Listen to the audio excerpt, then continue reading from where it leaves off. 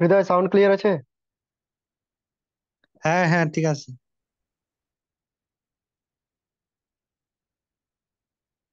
ওকে, screen share করছি।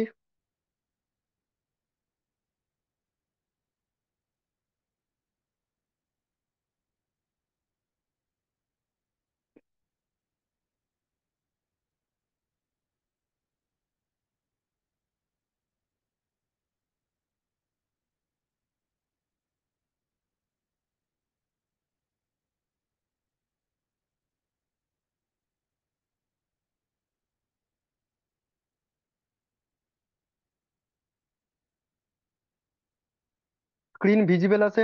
সবাই বল। হুম হুম। হ্যাঁ, একদম পরিষ্কার।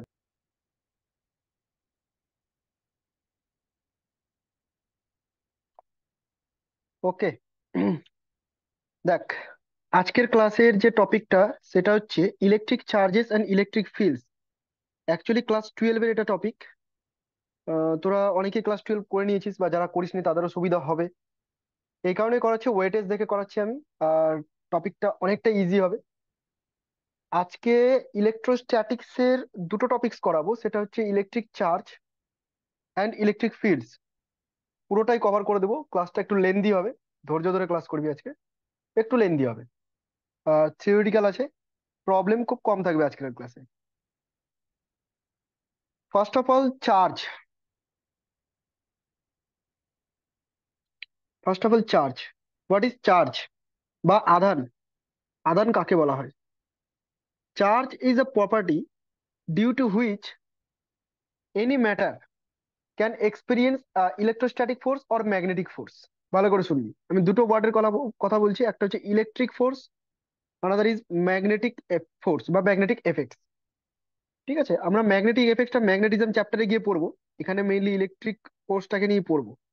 তো চার্জ হচ্ছে এমন একটা প্রপার্টি কোনো একটা অবজেক্টের বা কোনো একটা ম্যাটারের, যার জন্য ওই অবজেক্ট বা ম্যাটারটা ইলেকট্রিক ফোর্স বা ম্যাগনেটিক ফোর্স ফিল করবে, বা কোনো একটা অবজেক্টের উপর বা কোনো একটা বস্তুর উপর অ্যাপ্লাই করবে। সেটা হচ্ছে তার সেই প্রপার্টিটাকেই বলছি আমরা চার্জ বা আধান। যেমন ধরনের মাস, কোনো একটা অবজেক্টের যে মাস, মাস হচ্ছে এমন একটা property due to which gravitational force experience হয়। আমরা যে গ্র্যাভিটেশনাল ফোর্স বা মহাকর্ষীয় বল, এটা যে অনুভব করে থাকি, এটা ডিউ টু মাস। তো mass is the property. Same, charge হচ্ছে এমন একটা প্রপার্টি যার জন্য আমরা ইলেকট্রোস্ট্যাটিক ফোর্স মেনলি এই চ্যাপ্টারে পড়ছি, অথবা ম্যাগনেটিক ফোর্স, দুটোই ফিল করে থাকি। দিস ইজ চার্জ বা আধান। চার্জকে আমরা কিউ দিয়ে ডিনোট করি, দেখতেই পাচ্ছিস। চার্জের যে ইউনিট, চার্জের ইউনিটকে কুলম্ব ইউনিটে প্রকাশ করা হয়, COULOMB, কুলম্ব। সংক্ষেপে লিখতে গেলে সি লিখি আমরা। এবং চার্জের যে ডাইমেনশন, এগুলো বেসিক বেসিক জিনিস আমি একটুখানি বলে দিচ্ছি, বলে পার করে দিচ্ছি। ডাইমেনশন, চার্জের ডাইমেনশনকে লেখা হয় IT। তোরা জানিস, ক্লাস 10-এও পড়ে নিয়েছিস যে তড়িৎ প্রবাহ মাত্রা I = charge over time. From this formula Q becomes IT। আর এখান থেকে ডাইমেনশনটাকে বলেছি, আই এর ডাইমেনশন তো আই লিখি, আর টি এর ডাইমেনশনটাকে লিখি আমরা capital T. So dimension of charge is IT, and unit is coulomb. কুলমটা SI ইউনিট, এছাড়াও একটা CGS ইউনিট আছে, সেটা হচ্ছে স্ট্যাট কুলম। এবং তাদের মধ্যে একটা রিলেশনও আছে, that 1 coulomb is equal to 3 × 10⁹ stat coulomb. আমি ধরে নিচ্ছি এতটুকু তোরা জানিস, বলে আমি একটু স্পিডে পার করে দিলাম এগুলো। Okay, characteristics of electric charge. Electric চার্জের কিছু ক্যারেক্টারিস্টিক পড়বো আমরা, খুবই ইম্পর্টেন্ট ক্যারেক্টারিস্টিক্স, প্রবলেম সলভ করতে হেল্প করবে এই ক্যারেক্টারিস্টিক গুলো। একটু ওয়েট করতো। হ্যালো। হ্যাঁ, কে বল? বল।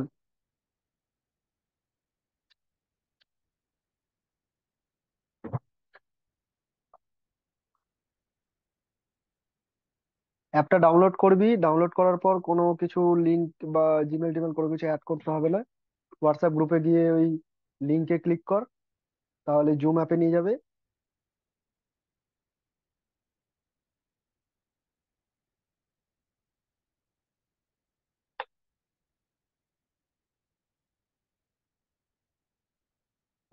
ব্যাক করে কিছু একটা কর দেখ। হুম। আচ্ছা, নেক্সট শুরু করছি দেখ। ক্যারেক্টারিস্টিক্স অফ ইলেকট্রিক চার্জ যেটা আছে, charge is a fundamental property of matter never found without matter. ভালো করে শুনবি, চার্জ হচ্ছে একটা ফান্ডামেন্টাল প্রপার্টি। ফান্ডামেন্টাল, এই যে ওয়ার্ডটা, এটার জন্য লিখেছি আমি। ফান্ডামেন্টাল প্রপার্টি, তার একটা বেসিক প্রপার্টি। এটা ম্যাটার ছাড়া কখনোই পাওয়া সম্ভব না। মানে কোনো একটা অবজেক্ট বা কোনো একটা ম্যাটার থাকবে তবেই তার চার্জ পাওয়া সম্ভব, হাওয়াতে কখনো চার্জ পাওয়া যাবে না। The excess or deficiency, the excess or deficiency of electron in a body is responsible for the charge on the body. তাহলে কোন একটা অবজেক্ট আছে, সাপোজ এই হলো একটা অবজেক্ট, একটা স্ফিয়ার নিয়ে নিচ্ছি, মেটালিক স্ফিয়ার। যদি এখান থেকে ইলেকট্রন বেরিয়ে যায় তাহলে এর মধ্যে চার্জ ক্রিয়েট হবে, বা যদি এখানে ইলেকট্রন ঢুকে যায় তাহলে এর মধ্যে চার্জ ক্রিয়েট হবে। তো charge actually excess or deficiency of electron. Electron যদি বেশি থাকে তবুও চার্জ হতে পারে, বা ইলেকট্রনের যদি ঘাটতি চলে আসে তবুও এর মধ্যে চার্জ প্রডিউস হতে পারে। There are two types of charges, namely positive and negative. ধনাত্মক আর ঋণাত্মক চার্জ বলা হয়। কখন ধনাত্মক চার্জ হবে এবং কখন ঋণাত্মক চার্জ হবে? নেগেটিভ চার্জ তখন হবে যদি ওর মধ্যে এক্সট্রা কোনো ইলেকট্রন চলে আসে। বিকজ একটা ইলেকট্রনের যে charge, that is 1.6 into 10⁻⁻19 coulomb, that is the charge of one electron with negative sign. So একটা ইলেকট্রনের যেহেতু নেগেটিভ চার্জ, যখন কোনো অবজেক্ট ইলেকট্রন গেইন করবে তার চার্জ ইনক্রিজ করে যাবে নেগেটিভলি, এবং সেটা নেগেটিভ চার্জ হয়ে যাবে। সিমিলারলি যদি ডেফিসিয়েন্সি হয়, ইলেকট্রনের যদি ডেফিসিয়েন্সি হয়, ঘাটতি হয়, তাহলে নেগেটিভ ইলেকট্রন কমে যাচ্ছে, মানে ওখানে পজিটিভ চার্জ বেড়ে যাচ্ছে, তখন আমরা পজিটিভ চার্জ পেয়ে যাব। অর্থাৎ access of electron in a body is responsible for the negative charge, and deficiency of electron in a body is responsible for the positive charge. এতদূর পর্যন্ত সবার ক্লিয়ার? হ্যাঁ দাদা। হ্যাঁ, ক্লিয়ার। হ্যাঁ দাদা। ওকে, কোয়েল ভিডিও অ্যান্ড সাউন্ড অফ রাখিস। আচ্ছা, নেক্সট পার্টে আছে দেখ, 6 নাম্বার যে প্রবলেমটা, 6 নাম্বার যে ক্যারেক্টারিস্টিক্সটা, চার্জ ইজ রিলেটিভিস্টিক্যালি ইনভেরিয়েন্ট। ভালো করে শুনবি এই ওয়ার্ডটার মানে কি। রিলেটিভিস্টিক্যালি ইনভেরিয়েন্ট মানে আপেক্ষিকতাবাদ অনুসারে। তোরা আইনস্টাইনের নাম শুনেছিস এবং একটা সমীকরণ শুনেছিস, E = mc²। এটা হচ্ছে জেনারেল রিলেটিভিস্টিক থিওরি, সেখান থেকে এই সমীকরণটা আসে। আমরা মাস, মানে আমাদের যে ভর, সেই ভরটাকে ইনভেরিয়েন্ট জানি আপাতত। যতদূর আমরা পড়াশোনা করেছি ততদূর পর্যন্ত আমরা এটা জানি যে মাস হচ্ছে ইনভেরিয়েন্ট। ইনভেরিয়েন্ট কথার অর্থ হচ্ছে যে আমি স্থির থাকতে গেলেও আমার মাস যদি 60 কেজি হয়, আমি দৌড়াতে গেলে, মানে আমার মধ্যে একটা মোশন থাকতে গেলেও আমার মাস 60 কেজি হবে। বাট যদি আমার স্পিডটা লাইট ভেলোসিটির কাছাকাছি হয়ে যায়, দেন আমার মাস কিন্তু আর ফিক্স থাকবে না, মাস চেঞ্জ হতে শুরু করবে। অর্থাৎ তখন আর ইনভেরিয়েন্ট থাকবে না, তখন ভ্যারি করবে উইথ ভেলোসিটি। তো মাস রিলেটিভিস্টিক্যালি ইনভেরিয়েন্ট হয় না, বিকজ ভেলোসিটির সাথে সাথে চেঞ্জ হয়। চার্জ এমন একটা প্রপার্টি যেটা রিলেটিভিস্টিক্যালি ইনভেরিয়েন্ট। ভেলোসিটি যতই বাড়িয়ে দিই না কেন, বা অ্যাপ্রক্স লাইট ভেলোসিটিতেও যদি পৌঁছে যায়, তবুও চার্জ কখনো চেঞ্জ হবে না, ফিক্সড থাকবে। So charge is a relativistically invariant property. 7 number characteristic, SI unit of charge is coulomb, বলে দিয়েছি। The electrostatic unit of charge is 1 E, that is 1.6 10⁻⁻19 coulomb. অর্থাৎ একটা ইলেকট্রনের চার্জকেই আমরা ইউনিট চার্জ হিসেবে ধরে নিচ্ছি, ইলেকট্রোস্ট্যাটিক ইউনিট চার্জ। এর থেকে কম মানের চার্জ ইউনিভার্সে পাওয়া সম্ভব নয়।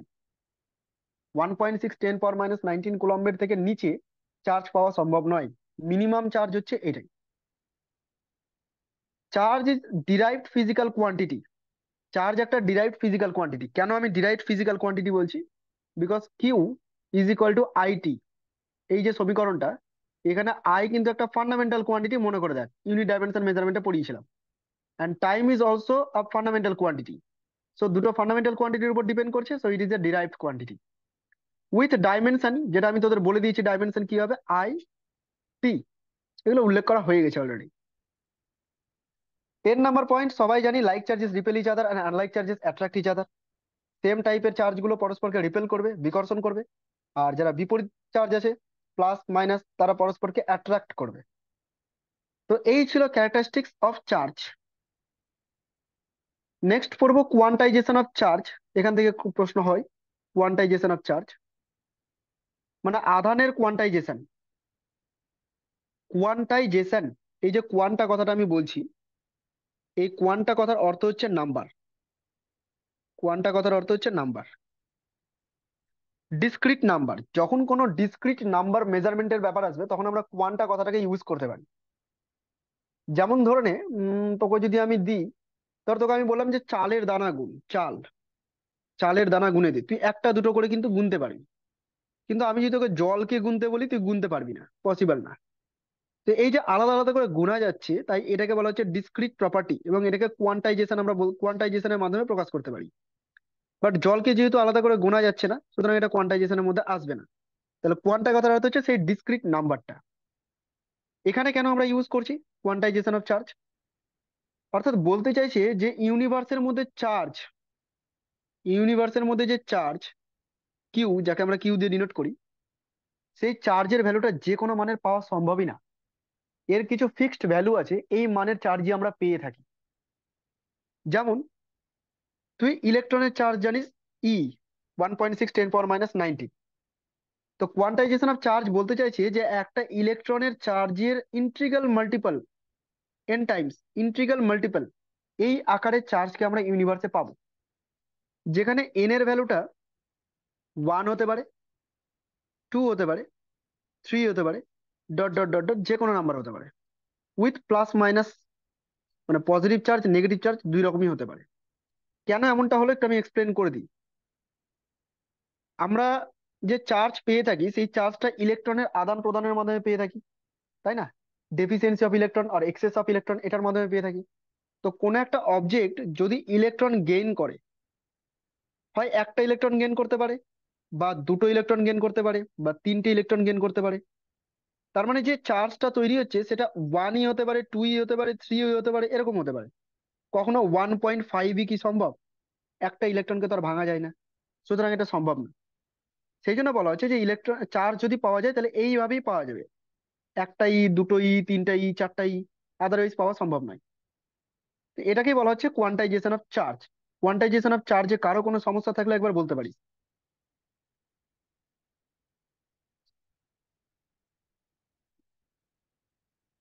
ওকে, কারোর সমস্যা নেই। তাহলে দেখ, এই সমীকরণটাকে আমি একটু ঘুরিয়ে পেঁচিয়ে এরকমও বলতে পারি যে কিউ ইজ N = Q/E। তোকে যদি উল্লেখ করে দেয় যে প্রকৃতিতে 3.2 × 10⁻⁹ কুলম, এই চার্জটা কি পাওয়া যাবে, বা এর কি এক্সিস্টেন্স আছে? তাহলে তুই কি করবি, এই চার্জটাকে ডিভাইড করে দিবি একটা ইলেকট্রনের চার্জ দিয়ে, এবং ডিভাইড করে দেখবি কি পাচ্ছিস। এটাকে ডিভাইড করলে তো বোঝাই যাচ্ছে যে এটা 2 পাওয়া যাবে। এটা একটা ইন্টিগ্রাল নাম্বার, ঠিক আছে? একটা ন্যাচারাল নাম্বার। তো যখন একটা নর্মাল নাম্বার পেয়ে যাচ্ছিস উইদাউট ডেসিমেল, তার মানে তুই বুঝে যাবি যে এটা পাওয়া সম্ভব। ঠিক আছে, দ্বিগুণ, তিন গুণ, চার গুণ এই আকারে পাওয়া সম্ভব। এটাকেই বলছে কোয়ান্টাইজেশন অফ চার্জ। এখানে একটা প্রবলেম দিয়েছি, সিম্পল প্রবলেম, তোরা নিজেরাই বলতে পারবি, আনসার করবি। শোন, which of the following is not possible, নিচের কোনটা পসিবল না? এখানে আমি কিছু চার্জ বসিয়ে দিয়েছি, সব এগুলো কুলম্বে আছে। এই চার্জ গুলোর মধ্যে এবিসিডির মধ্যে কোন অপশনটা সম্ভব না? একবার মাইক অন করে বল আমাকে। সি। সি নাম্বারটা। সবাই বল।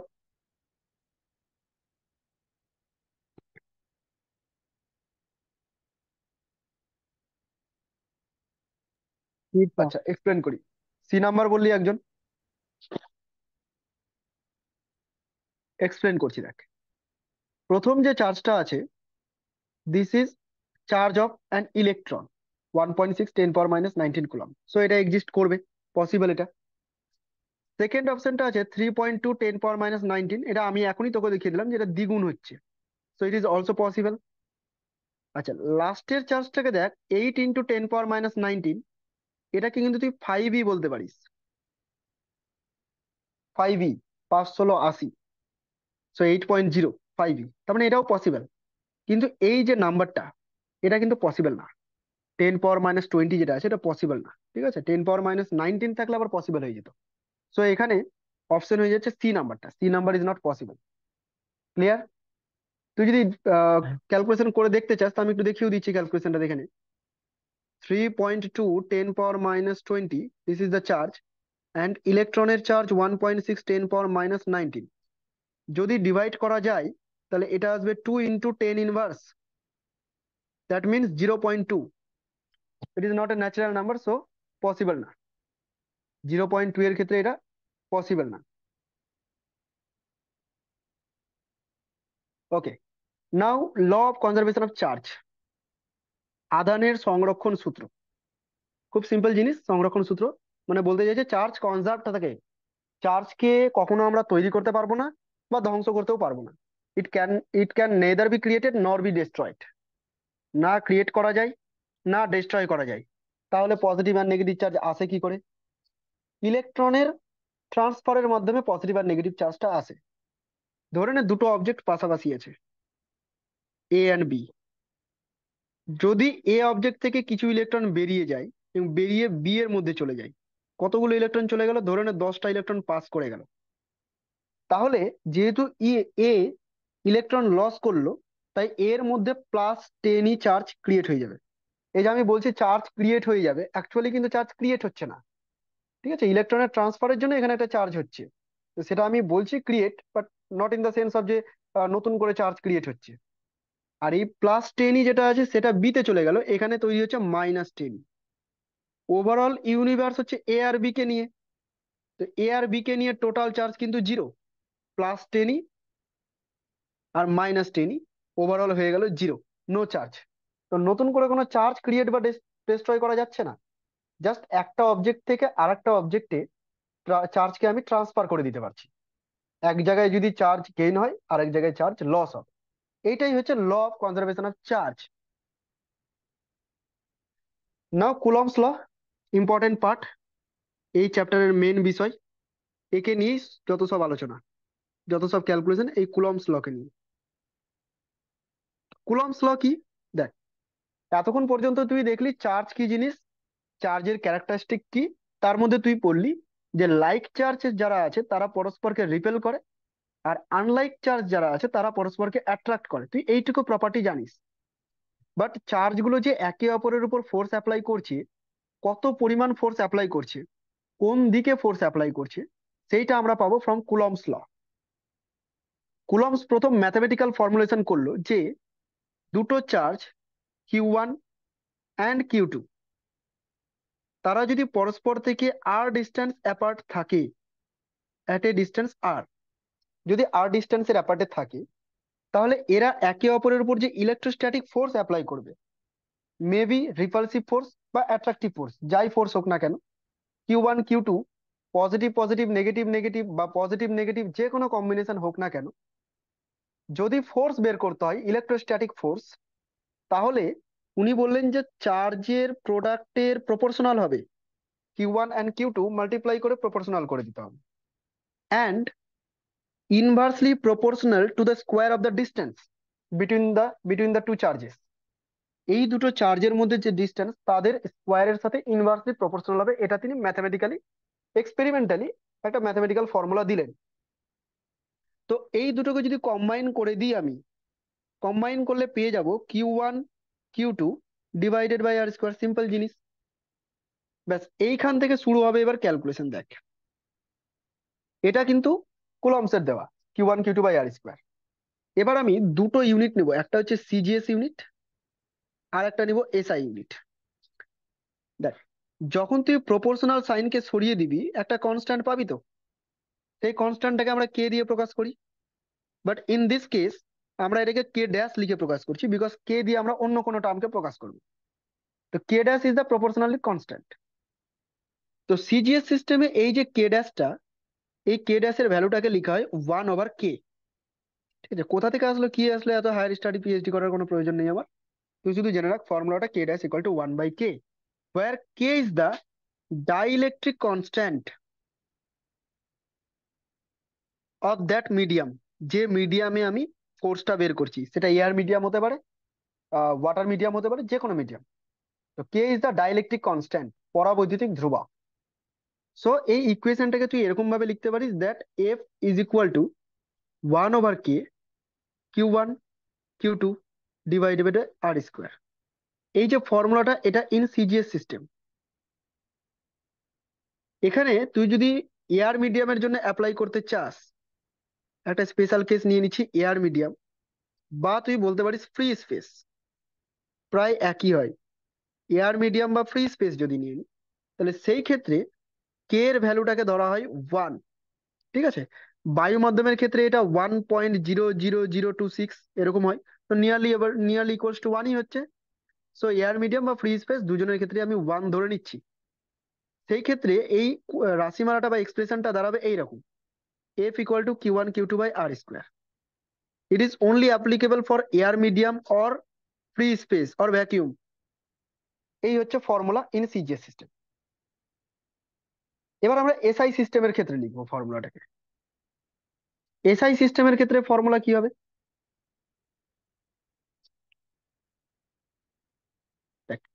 এসআই সিস্টেমের ক্ষেত্রে এই কে ড্যাশের যে ভ্যালুটা, একে লেখা হয় 1/4 পাই এপসাইলন। এগুলো সব এক্সপেরিমেন্টালি, ঠিক আছে, বড় বড় আরো ক্যালকুলেশন আছে, সেগুলো থেকে এগুলো নিয়ে এসেছে। K dash equal to 1/4 pi epsilon, এইভাবে কে ড্যাশটাকে লেখে এসআই পদ্ধতি, যেখানে 4 pi is a number, it is a constant. But epsilon একটা নতুন টার্ম। এপসাইলন হচ্ছে একটা নতুন টার্ম, এরকম এর মতো লিখবি না, এই বাঁকা ভাবেই লিখবি যেভাবে আমি লিখছি। খুব বেশি হলে এরকম করতে পারিস, যদিও এটাকে এপসাইলন বলে না। এটাই হচ্ছে এপসাইলন। তো এই যে এপসাইলনটা, এর একটা নাম আছে, এটা হচ্ছে পারমিটিভিটি অফ দ্য মিডিয়াম। বাংলাতে এটার নাম হচ্ছে তড়িৎ ভেদ্যতা। Permittivity of the medium or তড়িৎ ভেদ্যতা, ওই মাধ্যমের তড়িৎ ভেদ্যতা। তো এক এক মিডিয়ামের ক্ষেত্রে এই এপসাইলনের ভ্যালু এক এক রকম হয়ে থাকে। তাহলে এক্সপ্রেশনটা দাঁড়ালো এইরকম, যে F equal to 1/4 pi epsilon Q1 Q2 divided by R square. এই ফর্মুলাটা ইন এসআই সিস্টেম। আচ্ছা, এই এপসাইলন, এটাকে নিয়ে আমি একটুখানি এখানে বলে দিচ্ছি, দেখ, তারপর আবার আগে আসছি। এপসাইলন বা পারমিটিভিটি, এই এপসাইলনের একটা এক্সপ্রেশন লেখা হয়, সেটা হচ্ছে epsilon equal to K epsilon naught. এখানে এপসাইলন হচ্ছে পারমিটিভিটি অফ দা মিডিয়াম, যে মিডিয়ামের আমি কোর্স বের করছি, permittivity of the medium. But এই যে এপসাইলন নটটা আছে, এটা permittivity of free space or air medium. অর্থাৎ তুই এখানে কোন একটা মিডিয়ামের পারমিটিভিটির সাথে ফ্রি স্পেসের পারমিটিভিটির রিলেশন দেখতে পাচ্ছিস, that epsilon equal to K epsilon naught, and k is the dielectric constant, পরাবৈদ্যুতিক ধ্রুবক, যেটা মাধ্যমের উপর ডিপেন্ড করে। ঠিক আছে। তো এই জিনিসটাকে আমি ওখানে রিপ্লেস করে লিখে দিচ্ছি,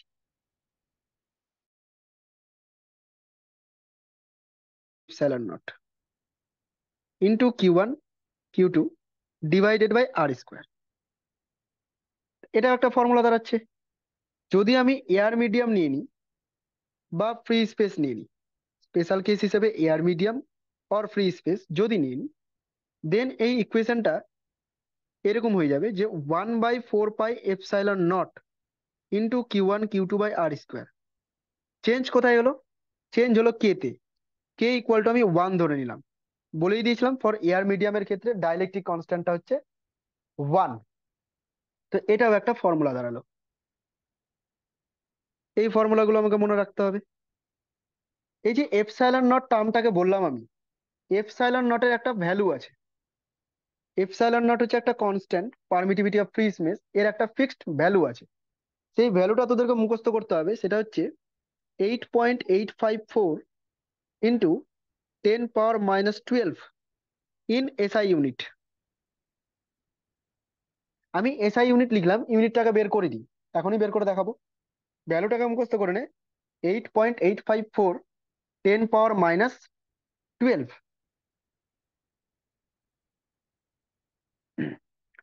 তো এসআই যে ইউনিটটা লিখলাম, এই ইউনিটটাকে বের করব। কি করে ইউনিটটাকে বের করা যায়?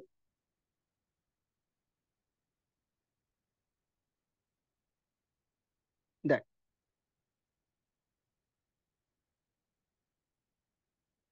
তুই ফর্মুলা করলি যে F equal to 1/4 pi epsilon not Q1 Q2/r²। কে এটাকে বাদ দিচ্ছি, এয়ার মিডিয়াম ধরে আমি কাজ করছি। তাহলে দেখ এপসাইলন নট ইকুয়াল টু এরকম লেখা যাবে যে 1/4 pi F into Q1 Q2 divided by r²। So আমি যদি এটাকে ডাইমেনশনালি লিখতে চাই, ডাইমেনশন আগে করে নিচ্ছি, ডাইমেনশনালি যদি লিখতে চাই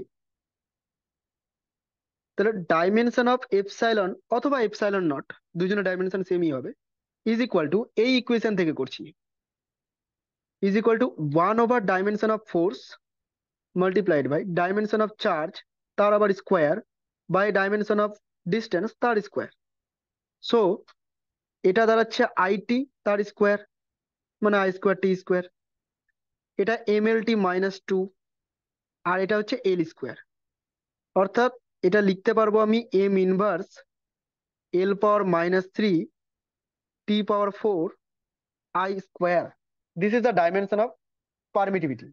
মুখস্থ রাখার কোনো প্রয়োজন নেই, ইউনিট ডাইমেনশন মেজারমেন্টের প্রিভিয়াস ইয়ার কোশ্চেনে একটা কোশ্চেন ছিল পারমিটিভিটির ইউনিট ডাইমেনশন বের করার। তো এইভাবে আমরা বের করব, ফর্মুলা জেনে গেছি। এবার ইউনিট কি করে বের করব? একই জায়গা থেকে ইউনিট বের করব, এই ফর্মুলা থেকেই ইউনিট বের করব। এপসাইলন নটের ইউনিট বের করতে গেলে তুই দেখতে পাচ্ছিস এখানে 1/ফোর্স এর ইউনিট, 4 পাই তো কনস্ট্যান্ট, সো ইট ইজ 1/নিউটন। এখানে দেখতে পাচ্ছিস চার্জের স্কোয়ার বাই ডিস্টেন্সের স্কোয়ার, সো কুলম²/মিটার²। তার মানে ইউনিটটা দাঁড়াচ্ছে এরকম, N(কুলম²)মিটার-2। এটা হচ্ছে তার ইউনিট। এসআই সিস্টেমে লিখেছি আমি, এইভাবে আমি এপসাইলনের ইউনিট বের করতে পারি। তাহলে এই যে এসআই ইউনিটটা লিখেছিলাম সেই জায়গায় আমি এই ইউনিটটাকে লিখতেই পারি, আপত্তি নেই আশা করি। বল এতদূর পর্যন্ত কারো কোনো সমস্যা? না না দাদা। সবাই রেসপন্স করো, তাহলে বুঝতে পারবো সাউন্ড যাচ্ছে কিনা সবার কাছে। না দাদা, না, বুঝতে সমস্যা পেরেছি। নেই। ঠিক আছে, না সমস্যা দাদা, নেই। বুঝতে পেরেছি। ওকে ওকে ওকে, ঠিক আছে, এতদূর পর্যন্ত কোনো সমস্যা নেই। আচ্ছা, আমি আগের স্লাইডটাতে আরেকবার আসছি। এই যে স্লাইডটা এতদূর পর্যন্ত করে আমি ছেড়ে দিয়েছিলাম, এখানে 1/4 পাই এপসাইলন নট বলে একটা টার্ম তুই দেখতে পাচ্ছিস। তুই জানিস যে 4 পাইটা হচ্ছে কনস্ট্যান্ট, আবার এখনই দেখলি যে এপসাইলন নটটাও একটা কনস্ট্যান্ট টার্ম। তাহলে এদেরকে ভ্যালু বসিয়ে আমি যদি ক্যালকুলেট করে নিই, একটা নিশ্চয়ই ভ্যালু পাবো, 1/4 পাই এপসাইলন নট। এই যে ভ্যালুটা, এটা তুই যদি ক্যালকুলেট করিস এসআই সিস্টেমে, এই ভ্যালুটা পাবি 9 × 10⁹। ক্যালকুলেটারে ক্যালকুলেট করে দেখবি একবার বাড়িতে, এটা পাবি 9 × 10⁹। বলে দিচ্ছি এই কারণে, কারণ প্রবলেমগুলো ক্যালকুলেট করতে তোদের ইজি হবে। এবং এখানে একটা ইউনিট থাকবে, এবং সেই ইউনিটটা কি হবে দেখ, এটা হবে এপসাইলন নটের ইউনিটের opposite, because 4 pi has no unit and it is 1/এপসাইলন নট। তো এপসাইলন নটের ইউনিট তুই করলি N(কুলম²)মিটার-2। এই জিনিসটাই লিখবো উল্টো করে, N(কুলম²)মিটার²। অল্টারনেট করতে পারিস, উল্টো পাল্টা করতে পারিস। এই হচ্ছে 1/4 পাই এপসাইলন নটের ভ্যালু। সো তুই ফর্মুলাটাকে এরকম বানাতে পারিস যে 9 × 10⁹ into Q1 into Q2 divided by r²। এরকম ভাবেও তুই লিখতে পারিস, অনেকটাই হেল্প করে দিবে তোর প্রবলেমে। আদারওয়াইজ এপসাইলন নটের ভ্যালু বসে ক্যালকুলেট করে কি হাতে করা যাবে? সম্ভব না, সহজ ব্যাপার নয় একটা। সুতরাং এই ভ্যালুটা আমাদের মনে রাখা দরকার আছে। ওকে, নেক্সট এই রিলেটেড একটা প্রবলেম, একটা এক্সাম্পল নিয়ে এসেছি। এক্সাম্পলটাতে এরকম বলা আছে যে three charges each of Q, প্রত্যেকটা চার্জের ভ্যালু হচ্ছে কিউ, আর placed at the corners of an equilateral triangle. Equilateral triangle means সমবাহু ত্রিভুজ. Find out the resultant force on any one charge due to the other. অর্থাৎ একটা equilateral triangle draw করতে বলেছে, আমি ড্র করে নিই আগে একটু একটা ইকুইল্যাটারাল ট্রায়াঙ্গেল। এই হচ্ছে একটা ইকুইল্যাটারাল ট্রায়াঙ্গেল, একটু নিচে নামাই। হুম, এর ক্ষেত্রে তিনটা ভার্টেক্সে তিনটে চার্জ রাখা আছে, এখানেও প্লাস কিউ চার্জ, এখানেও প্লাস কিউ চার্জ, এখানেও প্লাস কিউ চার্জ, তিনটে প্লাস কিউ চার্জ রাখা আছে। এবার বলা হয়েছে যে যে কোনো দুটো চার্জের জন্য অন্য চার্জের উপর ফোর্স বের করো, রেজাল্ট্যান্ট ফোর্স বের করো, রেজাল্ট্যান্ট ফোর্স। তুই কি করবি দেখ, এখানে কিউ চার্জ, এখানে কিউ চার্জ, আর এখানে কিউ চার্জ। আমি এই পজিশনের চার্জের উপরে ফোর্স বের করছি। এই পজিশনটা বাকি দুটোর জন্য কি হবে? হবে এরকম, এই যে কিউ চার্জটা আছে যেটা ইয়েলো কালারের মধ্যে করলাম, এই কিউ চার্জটা এই কিউবের উপর একটা ফোর্স অ্যাপ্লাই করবে, যেহেতু দুজনেই পজিটিভ চার্জ। সো তারা কি করবে? রিপেল করবে একে অপরকে। এবার এই প্লাস কিউ চার্জের উপর কোন দিকে ফোর্স অ্যাপ্লাই করবে? আউটওয়ার্ডস, রিপেল করে দূরে ঠেলে দেওয়ার চেষ্টা করবে। সিমিলারলি এই যে প্লাস কিউ চার্জটা আছে, এই প্লাস কিউ চার্জটাও কিন্তু এর উপর একটা ফোর্স অ্যাপ্লাই করবে এবং সেও রিপালসিভ ফোর্স অ্যাপ্লাই করবে, সো এটাকে আউটওয়ার্ডস রিপেল করে দেবে। এবং দুজনের জন্য যে ফোর্সটা, এই কিউ আর এই কিউ, দুটো কিউয়ের জন্য যে ওই থার্ড কিউয়ের উপর ফোর্সটা কাজ করবে, তাদের ম্যাগনিটিউড সেম হবে। তার কারণটা হচ্ছে দুজনের ডিস্টেন্স সেম। এখানেও ডিস্টেন্স দেখ যা আছে, ওখানেও ডিস্টেন্স তাই আছে, কারণ ইকুইল্যাটারাল ট্রায়াঙ্গেল। এবং দুজনের চার্জের পরিমাণও সেম, চার্জের যে কম্বিনেশন, এটা এটা চার্জের কম্বিনেশন সেম। তো অ্যাকর্ডিং টু কুলম্বস ল তুই বুঝতেই পারছিস ম্যাথমেটিক্যালি এরা সমান, এদের ম্যাগনিটিউডটা সমান। এবং সেই ম্যাগনিটিউড অর্থাৎ ফোর্সটাকে তুই এরকম বলতে পারিস, in air medium 1/4 pi epsilon naught q into q by a square. Suppose the length of the sides are a, ধরে নিচ্ছি। তো এইরকমটা আমি লিখতে পারি। এবং তাদের ডাইরেকশন তুই দেখতে পাচ্ছিস, আমি ইয়েলো কালার দিয়ে তীর চিহ্ন দিয়ে দুটোকে দেখিয়ে দিয়েছি। কিন্তু আমাকে বের করতে হবে রেজাল্ট্যান্ট, রেজাল্ট্যান্ট বের করতে হবে। তো রেজাল্ট্যান্ট বের করার জন্য কি করতে হবে? F vector plus F vector, মানে এই যে দুটো ভেক্টর এটা আর এটা, এদেরকে ভেক্টরিক্যালি যোগ করতে হবে। ভেক্টরিক্যালি কেন যোগ করতে হবে? বিকজ এটা force, force is a vector quantity, and for vector quantity direction যদি উল্টো পাল্টা থাকে দেন আমাকে ভেক্টর অ্যানালিসিস করতে হয়। তাহলে এই ক্ষেত্রে যদি বের করতে হয় আমাকে কি জানতে হবে? এদের মধ্যবর্তী অ্যাঙ্গেল জানতে হবে। দেখ, F R is equal to magnitude আকারে যদি লিখতে হয়, তাহলে এটা লেখার নিয়ম হচ্ছে এইরকম, যে F square plus 2f F cos theta. এটাই তো ফর্মুলা ভেক্টরের ক্ষেত্রে করেছিলাম, বা করেছিস তোরা আগে। ওকে, তো এই জিনিসটাকে যদি অ্যাপ্লাই করতে হয়, তোকে জানতে হবে এই দুটো ভেক্টরের মধ্যে অ্যাঙ্গেল কত আছে। এবার অ্যাঙ্গেল তুই পাবি কি করে? অ্যাঙ্গেল পাওয়ার জন্য দেখ কোথায় যাব, কেউ বলতে পারবি অ্যাঙ্গেলটা কত হবে? 60। 60 ডিগ্রি হবে। 60। তার কারণ হচ্ছে এটা ইকুইল্যাটারাল ট্রায়াঙ্গেল, আর সমবাহু ত্রিভুজের ক্ষেত্রে তিনটা কোণই 60 ডিগ্রি হয়। সো এই যে অপোজিট কোণটা, বিপরীত কোণটা, এটাও 60 ডিগ্রি। তার মানে এদের মধ্যবর্তী কোণটা 60 ডিগ্রি হচ্ছে। জাস্ট ভ্যালুটাকে পুট করে দে এখানে। সবই তো ম্যাগনিটিউড একই, তো দুটো এফ স্কোয়ার হয়ে গেল, প্লাস এখানেও দুটো এফ স্কোয়ার, সাথে cos 60 ডিগ্রির মান হচ্ছে 1/2। cos 60 ডিগ্রির মান হচ্ছে কি চলে আসলো, হ্যাঁ, 1/2। টু টু ক্যান্সেল আউট করতে গেলে এটা আসবে √3 × f। ঠিক আছে, √3 × f। এবার এই ম্যাগনিটিউডটা, এই এফ এর ভ্যালুটা যদি আমি বসিয়ে দিই, তাহলেই কিন্তু পুরো মানটা আমি পেয়ে যাচ্ছি। Therefore F R is equal to √3 × 1/4 pi epsilon naught × q² / a²। This is the magnitude, this is the force on the third charge. এবার ডাইরেকশন যদি তোর কখনো প্রয়োজন পড়ে, যদি ডাইরেকশনটাও জানতে চায়, তাহলে তুই ডাইরেকশনটাকেও দেখাতে পারিস। কিভাবে তুই ডাইরেকশনটাকে দেখাবি? দেখ, এইভাবে ডাইরেকশন দেখাবি। যেহেতু এদিকে একটা ফোর্স কাজ করছে এফ, এদিকে একটা ফোর্স কাজ করছে এফ, দুজনের ম্যাগনিটিউড সেম, তাহলে এদের রেজাল্টটা নিশ্চয়ই মাঝ বরাবর ক্রিয়া করবে, সেটা বোঝাই যাচ্ছে সিমেট্রিক্যাল শেপ থেকে। এটা হবে এফ আর এর ডাইরেকশন, অর্থাৎ এখানে এফ আর এর ডাইরেকশন হবে এই ডাইরেকশনটা। This is the direction of resultant force. কারো কোনো সমস্যা? না না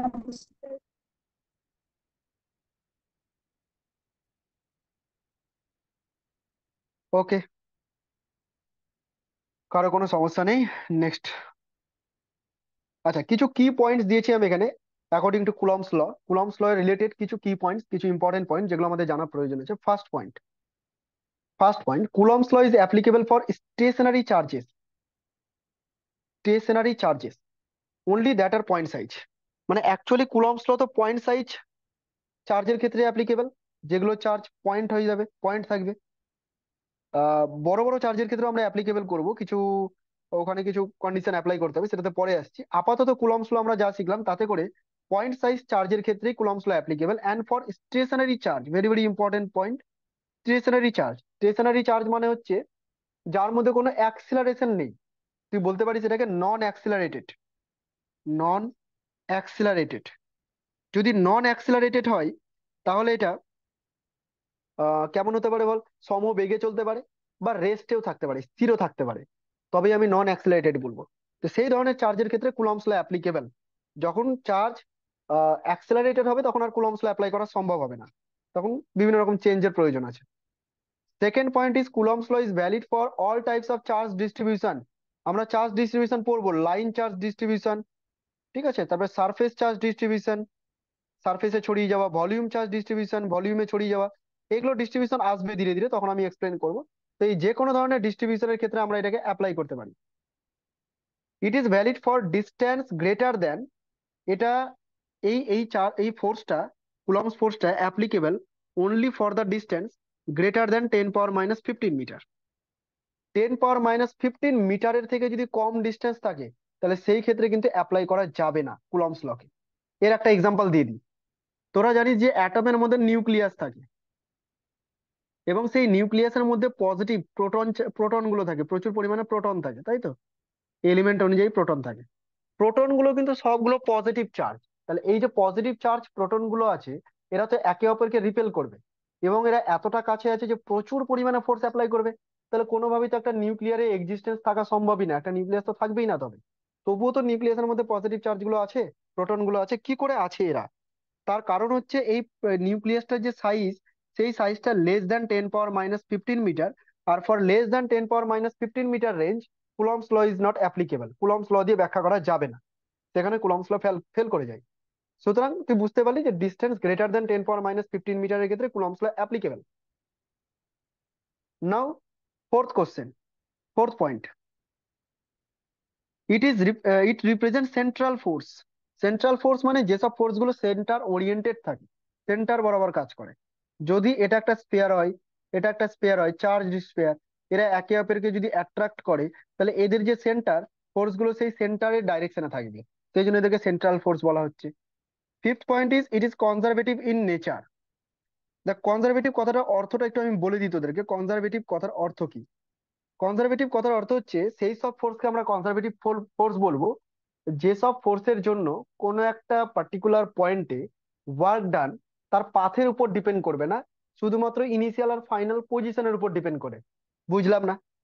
ধরে নে একটা পয়েন্ট এ আর একটা পয়েন্ট বি। এবার তুই কোনো একটা চার্জকে ইলেকট্রিক ফিল্ডের মধ্যে এ থেকে বি তে নিয়ে যাবি along this red colour path, ঠিক আছে? অথবা তুই এ থেকে বি তে নিয়ে যেতে পারিস এরকম সোজা, স্ট্রেট। তো এই যে রেড কালার পাথে গেলি, এই পাথের জন্য বেশি ডিস্টেন্স হলো, আর এই একদম স্ট্রেট যাওয়ার জন্য কম ডিস্টেন্স হলো। তো এই ডিস্টেন্স দুটো ডিফারেন্সের জন্য কিন্তু ওয়ার্ক ডানে কোনো চেঞ্জ আসবে না। ওয়ার্ক ডান শুধুমাত্র ইনিশিয়াল আর ফাইনাল পজিশনের উপর ডিপেন্ড করে, অর্থাৎ যেই পথেই নিয়ে যায় না কেন ওয়ার্ক ডান সেম। তো এই টাইপের ফোর্স গুলোকে বলা হয় কনজারভেটিভ ফোর্স, ঠিক আছে, কনজার্ভ থাকছে। নেক্সট পয়েন্ট হচ্ছে it obeys Newton's third law of motion. Newton's third law of motion সবাই জানিস, যে every action has a equal and opposite reaction. তার মানে একটা চার্জ অন্য চার্জের উপরে যে পরিমাণ ফোর্স অ্যাপ্লাই করবে, ওই অন্য চার্জটা ওই একটা চার্জের উপর ঠিক সেম পরিমাণ ফোর্স অ্যাপ্লাই করবে। এটাই তো নিউটনস থার্ড ল। তো সেই নিউটনস থার্ড লটাকে অবে করে, মেনে চলে। এটা হচ্ছে তার কি পয়েন্টস। কি পয়েন্টস রিলেটেড, কারো কোনো রকম কিছু সমস্যা থাকলে বল। বলছি 5 নাম্বারটা কিভাবে হচ্ছে, মানে ওটা যদি ডিস্টেন্সটা বেশি হয় তাহলে তো বেশি কাজ করতে হবে না? 5 নাম্বারটা, আচ্ছা আচ্ছা আচ্ছা, দেখ, আমরা তো ওয়ার্ক ডান হিসেবে এটা জানি। আমি গ্র্যাভিটেশনাল একটা এক্সাম্পল দিই, তোদেরকে ভালো বুঝতে পারবি। একটা গ্র্যাভিটির এক্সাম্পল দিই, দেখ। মনে কর এই হলো একটা অবজেক্ট মাস এম, এই আরেকটা অবজেক্ট মাস এম। প্রথম যে অবজেক্টটা সেটাকে তুই ভার্টিক্যালি হাইট ওপরে নিয়ে যেতে চাস। কত উপরে নিয়ে যেতে চাস? ডিস্টেন্স ওপরে নিয়ে যেতে চাস। এবং এই যে মাসটা আছে এটাকে তুই কিভাবে নিয়ে যাবি? এটাকে তুই একটা নততল বরাবর নিয়ে যাবি, একটা ইনক্লাইন প্লেন বরাবর নিয়ে যাবি, সোজা এরকম ভাবে উঠিয়ে দিবি। কোথায় নিয়ে আসবি? হাইট এই নিয়ে আসবি, এই হাইটটা হচ্ছে নিয়ে আসবি। তো আমি তোকে বললাম তুই ওয়ার্ক ডান বের কর, ওয়ার্ক ডান বের কর বাই গ্র্যাভিটি। গ্র্যাভিটি দ্বারা ওয়ার্ক ডান কত? তো গ্র্যাভিটি এই অবজেক্টের উপরে একটা এমজি ফোর্স নিচের দিকে কাজ করবে, আর তুই হাইট উপরে উঠাবি, সো এই ফার্স্ট কেসে ওয়ার্ক ডানটা হয়ে যাবে MG into H. Force into height. আর সেকেন্ড কেসে আমি যখন ওয়ার্ক ডান বাই গ্র্যাভিটি বলবো, কোনো ফ্রিকশন কাজ করছে না, হ্যাঁ, ফ্রিকশনটাকে নেগলেক্ট কর। তো সেই ক্ষেত্রে তুই অবজেক্টটাকে তো নিয়ে যাচ্ছিস এই পাথ বরাবর, এই পাথটা তো এইচ এর তুলনায় অনেক বড়। বাট যখন আমি ওয়ার্ক ডান বাই গ্র্যাভিটি বলছি, তখন কিন্তু শুধুমাত্র ইনিশিয়াল আর ফাইনাল পজিশনের মধ্যে যে মিনিমাম ডিস্টেন্স সেটার উপর ডিপেন্ড করছে, দ্যাট ইজ এইচ এর উপর ডিপেন্ড করছে। সো তুই এখানেও ওয়ার্ক ডান পেয়ে যাবি এম জি ইন্টু এইচ। তাহলে এই জায়গাটায় এইচ বেশি, এই জায়গাটায় দেখ এটাকে আমি এস বলে দিচ্ছি, এস বেশি। তবু এস এর উপর ডিপেন্ড করলো না, পাথের উপর ডিপেন্ড করলো না। তো গ্র্যাভিটেশনাল ফিল্ডের ক্ষেত্রে যে ওয়ার্ক ডান পাথের উপর ডিপেন্ড করছে না, তাই গ্র্যাভিটেশনাল ফোর্সটাকে আমরা কনজারভেটিভ ফোর্স বলতে পারি। এটা হচ্ছে সেই ধরনের একটা ফোর্স যেটা পাথের উপর ডিপেন্ড করে না। বুঝতে পারলি হৃদয়? হ্যাঁ হ্যাঁ, ক্লিয়ার হলো। ওকে, তাহলে শুধুমাত্র পাথ বেশি হলেই যে ওয়ার্ক ডান বেশি হবে তা নয়। মানে আমরা এতদিন পর্যন্ত ওয়ার্ক ডানের রেসিমেলা তাই পড়েছি, ফোর্স ইন্টু ডিসপ্লেসমেন্ট, তাই না? হ্যাঁ ফোর্স হ্যাঁ। ইন্টু ডিসপ্লেসমেন্ট থেকেও বলে দিচ্ছি শোন, ডিসপ্লেসমেন্ট আর ডিস্টেন্স দুটোর মধ্যে একটু ডিফারেন্স আছে। যেমন উম এই জায়গাটায় দেখ, এ পয়েন্ট থেকে বি পয়েন্টে আমি যদি রেড কালার পাতে যাই তাহলে ডিস্টেন্স বেশি, আর এ থেকে বি তে যদি ইয়েলো কালার পাতে যাই ডিস্টেন্স কম। কিন্তু ডিসপ্লেসমেন্ট দুটো পয়েন্টের জন্য সেমই আছে, displacement in the minimum distance between them. So work done only depends on displacement, not distance. সুতরাং এখানে ওয়ার্ক ডানটা পাথের উপর ডিপেন্ড করছে না। আশা করছি হুম। বুঝে গেছিস তোরা। হ্যাঁ, ঠিক আছে। চল এবার নেক্সট পার্ট হচ্ছে electric field. Very very important part, electric field. Electric field কাকে বলা হচ্ছে? ফিল্ড বা ক্ষেত্র মানে হচ্ছে কিছুটা অঞ্চল, কিছুটা রিজিয়ন। রিজিয়নকে আমরা ফিল্ড বলছি, কিছুটা রিজিয়ন। যতটা রিজিয়নের মধ্যে কোনো একটা চার্জ তার প্রভাব ফেলতে পারছে, সে এফেক্ট করতে পারছে। ধরে নে এখানে কোনো একটা চার্জ রাখা আছে, কিউ চার্জ। আমি যদি এখানে একটা স্মল কিউ চার্জকে রাখি, এটা পজিটিভ এটাও পজিটিভ, তাহলে এই প্লাস কিউ চার্জ একে কাছে টানবে না দূরে ঠেলবে? দূরে ঠেলবে। দূরে ঠেলবে। আমি যদি এখানে প্লাস কিউ চার্জটাকে রাখতাম তাহলে কি করতো, কাছে টানতো না দূরে ঠেলতো? তাও তো দূরে ঠেলতো। দূরেই ঠেলতো। তো দেখ, হ্যাঁ, আমি যতটা ডিস্টেন্স বাড়াবো ফোর্সের পরিমাণটা কমবে, বাট ও তো ওর উপরে একটা এফেক্ট ফেলছেই। তো এই যতটা রিজিয়ন জুড়ে সে তার এফেক্ট ফেলতে পারবে, সেই রিজিয়নটা হচ্ছে তার ইলেকট্রিক ফিল্ড। এবার থিওরিটিক্যালি এই ইলেকট্রিক ফিল্ড ইনফাইনাইট পর্যন্ত থাকা উচিত, ইনফাইনাইটেও তার প্রভাব থাকা উচিত খুব কম হলেও। বাট প্র্যাকটিক্যালি একটা পার্টিকুলার ডিস্টেন্স যাওয়ার পর তার স্ট্রেংথটা কমে যায়। আমরা এখানে এই ইলেকট্রিক ফিল্ডের স্ট্রেংথটাকে মেজার করতে চাই। ইলেকট্রিক ফিল্ডের যে স্ট্রেংথ, সেটাকে মেজার করার জন্য কোয়ান্টিটি আছে তিনটে। এটা বইয়ে পাবি না, একটুখানি শুনে নে ভালো করে। তিনটে কোয়ান্টিটি আছে ইলেকট্রিক ফিল্ডের স্ট্রেংথকে মেজার করার জন্য। ফার্স্ট কোয়ান্টিটি হচ্ছে ইলেকট্রিক ফিল্ড ইন্টেন্সিটি, তড়িৎ ক্ষেত্র প্রাবল্য। ইলেকট্রিক ফিল্ড ইন্টেন্সিটি অর তড়িৎ ক্ষেত্র প্রাবল্য, যাকে শর্টে আমরা ইলেকট্রিক ফিল্ড বলে দিই। সেকেন্ড হচ্ছে তড়িৎ বলরেখা বা electric lines of force. And the third one is electric potential, মানে তড়িৎ বিভব। যদিও তড়িৎ বিভবটাকে আমরা নেক্সট চ্যাপ্টারে পড়বো, আজকে আমরা কভার করব ফার্স্ট দুটো, electric field intensity and lines of force. এই দুটোকে আজকে আমরা কভার করব। তো ইলেকট্রিক ফিল্ড ইন্টেন্সিটি দিয়েও আমরা ইলেকট্রিক ফিল্ডকে মেজার করি, লাইন্স অফ ফোর্স মানে তড়িৎ বলরেখা দিয়েও আমরা ইলেকট্রিক ফিল্ডকে মেজার করি, আর তড়িৎ বিভব দিয়েও ইলেকট্রিক ফিল্ডকেই মেজার করে থাকি। এগুলো সব হচ্ছে ইলেকট্রিক ফিল্ডকে মেজার করার কোয়ান্টিটি, আলাদা আলাদা কোয়ান্টিটি। নাও ফার্স্টে আমরা পড়বো লাইন্স অফ ফোর্স বা ইলেকট্রিক লাইন্স অফ ফোর্স, যাকে বলছি আমরা তড়িৎ বলরেখা। তড়িৎ বলরেখা কাকে বলে বা ইলেকট্রিক লাইন্স অফ ফোর্স জিনিসটা কি, তার ক্যারেক্টারিস্টিক কি, সেগুলো আমরা দিই। সাপোজ কর যে এখানে একটা প্লাস কিউ চার্জ রাখা আছে। এই প্লাস কিউ চার্জের আশেপাশে যদি আমি একটা ইউনিট পজিটিভ চার্জকে নিয়ে আসি, মানে +1 কুলম তুই ধরে নিতে পারিস, এই +1 কুলম চার্জকে আমরা বলবো টেস্ট চার্জ। তো এরকম একটা টেস্ট চার্জকে যদি আমি নিয়ে আসি, তাহলে এই প্লাস কিউ চার্জটা টেস্ট চার্জটাকে কি করবে, রিপেল করবে এবং রিপেল করে দূরে ঠেলে দিবে। সিমিলারলি আমি +1 চার্জটাকে যদি এইখানে রাখতাম, তাহলেও প্লাস কিউ একে কি করতো, রিপেল করে দূরে ঠেলে দিত। তো এই যে +1 চার্জ অর্থাৎ টেস্ট চার্জটা একটা পাথ ফলো করছে, this path is known as lines of force, ফোর্সের লাইন। তো এইরকম ভাবে পজিটিভ চার্জ যদি থাকে, একটা প্লাস কিউ চার্জ যদি থাকে, সেই প্লাস কিউ চার্জের ক্ষেত্রে তুই লাইনস অফ ফোর্স গুলো সবসময় কিন্তু রেডিয়ালি আউটওয়ার্ডস পাবি, মানে সবসময় বাইরের দিকে পাবি। তার কারণ লাইনস অফ ফোর্স পাওয়া যাবে শুধুমাত্র ইউনিট পজিটিভ চার্জের জন্য, আর পজিটিভ পজিটিভকে রিপেল করবে। সেই কারণে আমরা কি পাবো, এইরকম ধরনের আউটওয়ার্ডস লাইনস অফ ফোর্স পাবো ফর পজিটিভ চার্জ। এটাই যদি আমি নেগেটিভ চার্জের জন্য করি, সেম কাজটা যদি আমি নেগেটিভ চার্জের জন্য করি, negative charge minus Q, electric field measure করার জন্য আমি অলওয়েজ কি করব, অলওয়েজ আমি +1 মানে টেস্ট চার্জকে ইমাজিন করব। তো এই রিজিয়নের মধ্যে মাইনাস কিউ প্লাস কিউকে কিন্তু অ্যাট্রাক্ট করবে, অর্থাৎ বলবে কাছে চলে আয়। তো যে কোনো পজিশনে বসায় না কেন, ও কি করবে, তাকে অ্যাট্রাক্টই করবে। তো এই যে ফোর্সের লাইনটা, যে লাইন বা যে পাথটা ফলো করছে, যদি ফ্রি চার্জ থাকে তাহলে এই পাথ বরাবর চলে যাবে। এই পাথটাকেই বলছি আমি লাইনস অফ ফোর্স। এটা নেগেটিভ চার্জের জন্য লাইনস অফ ফোর্স দেখালাম। যদি কোনো অঞ্চলে পজিটিভ আর নেগেটিভ দুজন একসাথে থাকে, পজিটিভ চার্জও আছে নেগেটিভ চার্জও আছে, তাহলে লাইনস অফ ফোর্স গুলো হবে এইরকম, যে এই পয়েন্টে পজিটিভ পজিটিভকে রিপেল করবে, আর নেগেটিভ কিন্তু সেই পজিটিভকে কাছে টানার চেষ্টা করবে। এখানে আমি +1 অ্যাজিউম করেছি। এবার পাথগুলোকে যদি আর অন্যান্য জায়গায় দেখায়, এখান থেকে পজিটিভকে ঠেলে দিবে, নেগেটিভকে কাছে টেনে নিবে। সিমিলারলি এইভাবে পাথগুলো তৈরি হবে। তোরা দেখ পাথগুলো বুঝতে পারছিস কিনা, আমি জাস্ট এঁকে দিচ্ছি।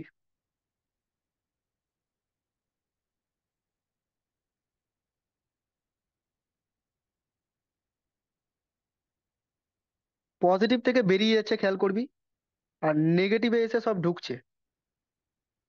যদি কোনো তড়িৎ বলরেখা বা কোনো লাইনস অফ ফোর্স পেয়ে যাস বা আঁকা থাকে, সবসময় মনে রাখবি তার দুই প্রান্তে পজিটিভ এবং নেগেটিভ থাকবেই, আদারওয়াইজ লাইনস অফ ফোর্স কি করে প্রডিউস হবে।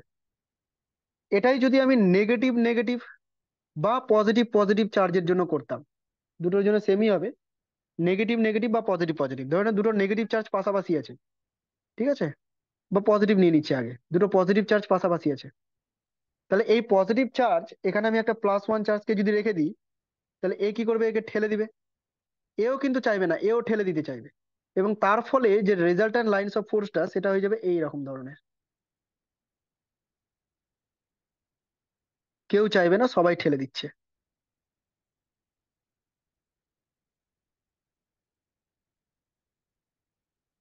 বল বুঝতে পারলি কিনা।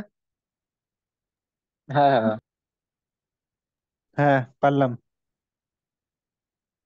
এই পয়েন্টটাতে কোনো ইলেকট্রিক ফিল্ড থাকছে না, একদম জিরো। এটা পজিটিভের জন্য যেমন হচ্ছে, যদি পাশাপাশি দুটো নেগেটিভ চার্জ থাকতো তবুও এই ছবিটাই হতো, সেম ছবিটাই হতো। শুধুমাত্র ইলেকট্রিক ফিল্ডের এই ডাইরেকশন গুলো চেঞ্জ হয়ে যেত, তীর চিহ্নগুলো উল্টো দিকে হয়ে যেত, এইটুকুই চেঞ্জ। ওকে, কোনো একটা পার্টিকুলার কন্ডাক্টর, কন্ডাক্টর মানে যে তড়িৎ পরিবহন করতে পারবে ইজিলি। ধরুন আমি একটা স্ফিয়ার নিয়েছি ফুটবলের মতো, মেটালিক স্ফিয়ার, যে তড়িৎ পরিবহন করতে পারে। এবার তুই যদি একে charge this, suppose positive charge দিলি, তাহলে এ কন্ডাক্ট করতে পারে বলে পজিটিভ চার্জ গুলো পরস্পরকে রিপেল করবে, এবং এরা গিয়ে কিন্তু সারফেসে বসে থাকবে, কারণ আর যাওয়ার জায়গা নেই। এবার এখান থেকে যদি তুই লাইনস অফ ফোর্স দেখাতে চাস, তাহলে এর কাছ থেকে লাইনস অফ ফোর্স বেরাবে, এইভাবে বেরাবে, সব দিকে বেরাবে। লাইনস অফ ফোর্স বেরিয়ে কখনোই কিন্তু এর মধ্যেই ঢুকতে পারে না, যে এখান থেকে বেরালো আবার এর মধ্যেই ঢুকে গেল, কখনোই সম্ভব না। বিকজ একটা পার্টিকুলার কন্ডাক্টরের ক্ষেত্রে পজিটিভ নেগেটিভ থাকা সম্ভব না, হয় পজিটিভ থাকবে নয় নেগেটিভ থাকবে, কারণ ও কন্ডাক্টর, তো কন্ডাক্ট করতে পারে। সুতরাং একটা পার্টিকুলার কন্ডাক্টরে কখনোই কোনো লাইনস অফ ফোর্স শুরু এবং শেষ হতে পারে না, তার ইনিশিয়াল এবং ফাইনাল পয়েন্ট দুটো একই জায়গায় থাকতে পারেনি। বুঝতে পেরেছিস লাইনস অফ ফোর্স। হ্যাঁ হ্যাঁ বুঝতে পারি। হ্যাঁ আচ্ছা, লাইনস অফ ফোর্সের কিছু ক্যারেক্টারিস্টিক্স অনেকটা আমি বলে দিয়েছি যদিও।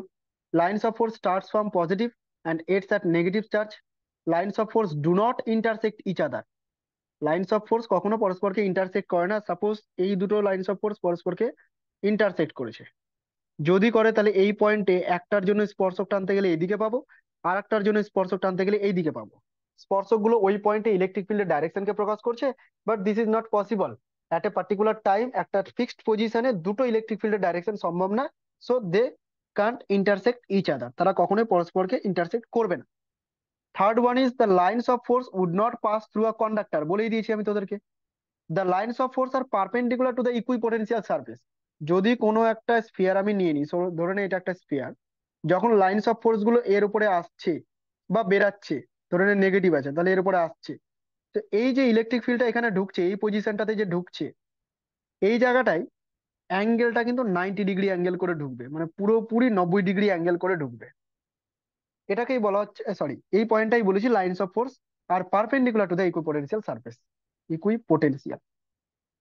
এর উপর বেস করে একটা প্রবলেমও আছে নিশ্চয়ই। হ্যাঁ, এই যে প্রবলেমটা, ছবিটার দিকে তাকা, একটা মেটালিক স্ফেয়ার আছে, ভালো করে শুনবি কি বললাম আমি, মেটালিক স্ফেয়ার বললাম। তো এই মেটালিক স্ফেয়ারের ক্ষেত্রে আমি চারটা লাইনস অফ ফোর্স এঁকে দিয়েছি, 1 2 3 4। এই চারটা লাইনস অফ ফোর্স এর মধ্যে একটাই লাইনস অফ ফোর্স সঠিক এঁকেছি আমি, বাকি তিনটা ভুল আছে। তোরা এখান থেকে খুঁজে বের কর কোনটা ঠিক আছে 1 2 3 4 এর মধ্যে।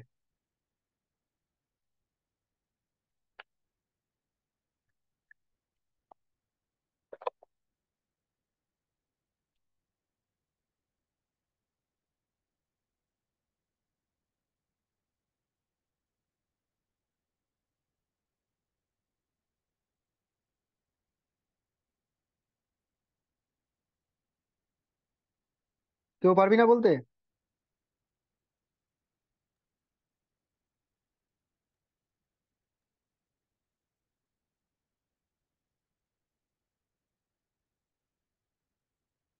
কোনো ব্যাপার না, আমিই বলে এক দিচ্ছি। নম্বর কি? এক এক নাম্বার, নাম্বারটা কি? এক নাম্বারটা বলছিস? আর কারো কিছু অন্য কিছু মনে হচ্ছে যে এক নাম্বারটা সঠিক? ওকে, দেন আমি বলি, শোন। 2 আর 3-এর দিকে আগে দেখ।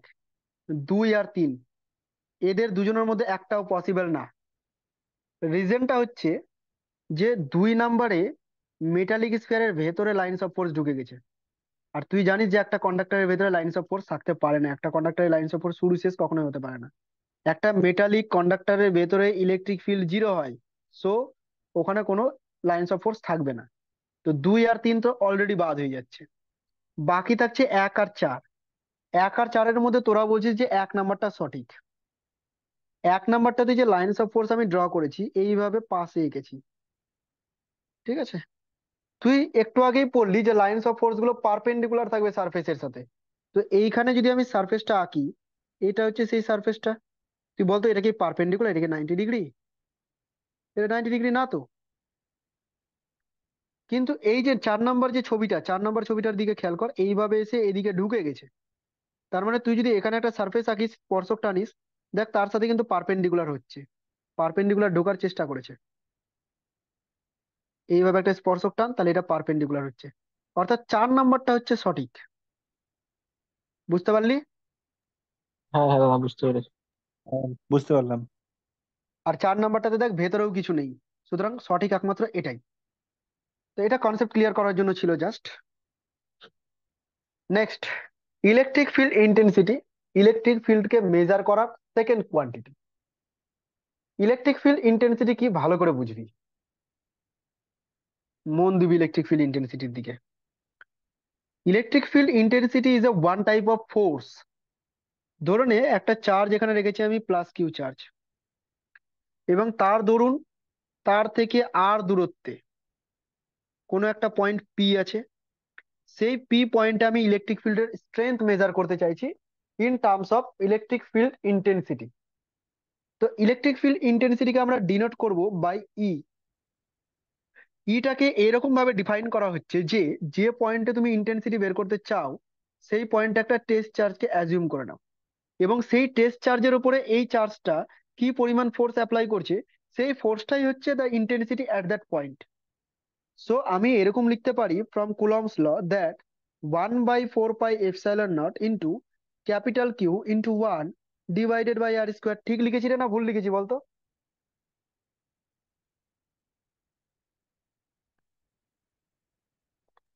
ঠিকই তো আছে। ঠিকই আছে, শুধু ম্যাগনিটিউডটা লিখেছি। যদি ডাইরেকশন বলতাম তো ডাইরেকশন এরকম রেডিয়ালি আউটওয়ার্ড হয়ে যাবে বাইরের দিকে, কারণ পজিটিভ পজিটিভ রিপেল করছে।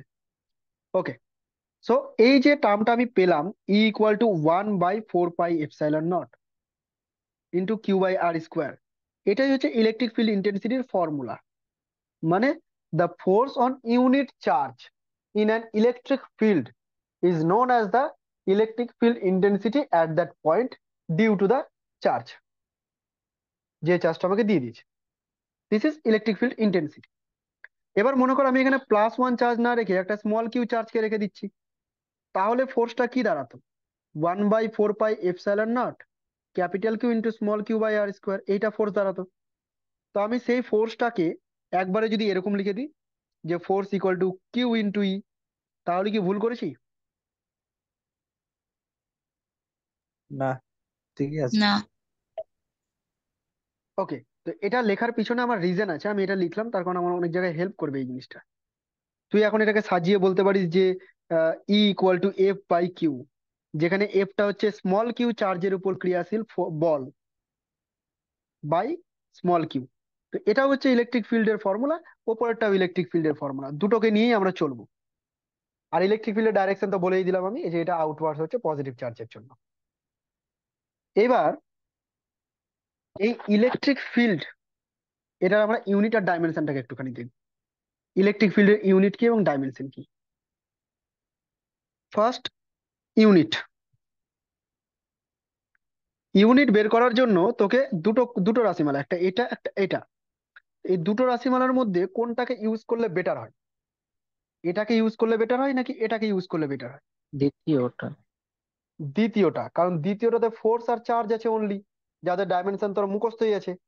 কিন্তু ফার্স্টে যে ডাইমেনশনটা আছে সেখানে চার্জ, ডিস্টেন্স প্লাস এপসাইলন নটও আছে।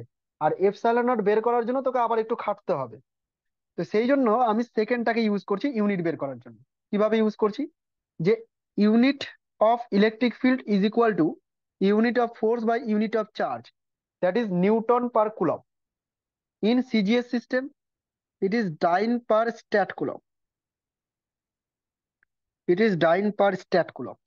ওকে, তোদের আমি বাড়ির জন্য এইটুকু করতে দিচ্ছি যে 1 newton per coulomb is equal to how many dyne per stat coulomb. এটা ছোট্ট কাজ আমি রাখলাম, এটা তোরা বাড়িতে করবি। নেক্সট আমি বের করছি ডাইমেনশন। ডাইমেনশন বের করার জন্য কোনটা ইকুয়েশন হেল্প করবে বলতো?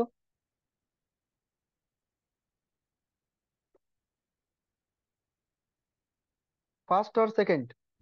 দ্বিতীয়টাই। দ্বিতীয়টাই দ্বিতীয়টাই। হেল্প করবে। ওকে, দ্বিতীয়টাই হেল্প করছে। So dimension of electric field is equal to dimension of force divided by dimension of charge, that is M L², sorry MLT-2 তো থাকেই, আর নিচে IT আমি একবারে লিখে দিলাম, এটা 3 হয়ে গেল আর এটা I ইনভার্স হয়ে গেল। এইটা হচ্ছে ডাইমেনশন। ওকে, তো এই হচ্ছে ইলেকট্রিক ফিল্ড ইন্টেন্সিটির formula, unit and dimension.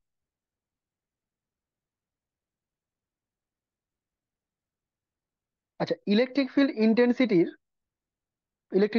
Sorry বলছি, চার্জের আমি একটা কনভার্সন ফ্যাক্টর বোধহয় বলতে তোদের ভুলে গেছি, একটুখানি শুনে নে।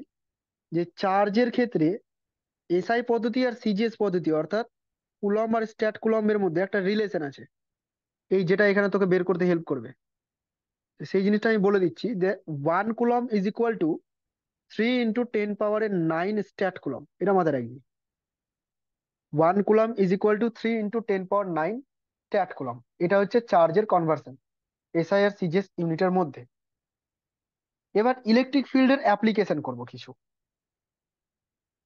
Motion of charge particle in an uniform electric field.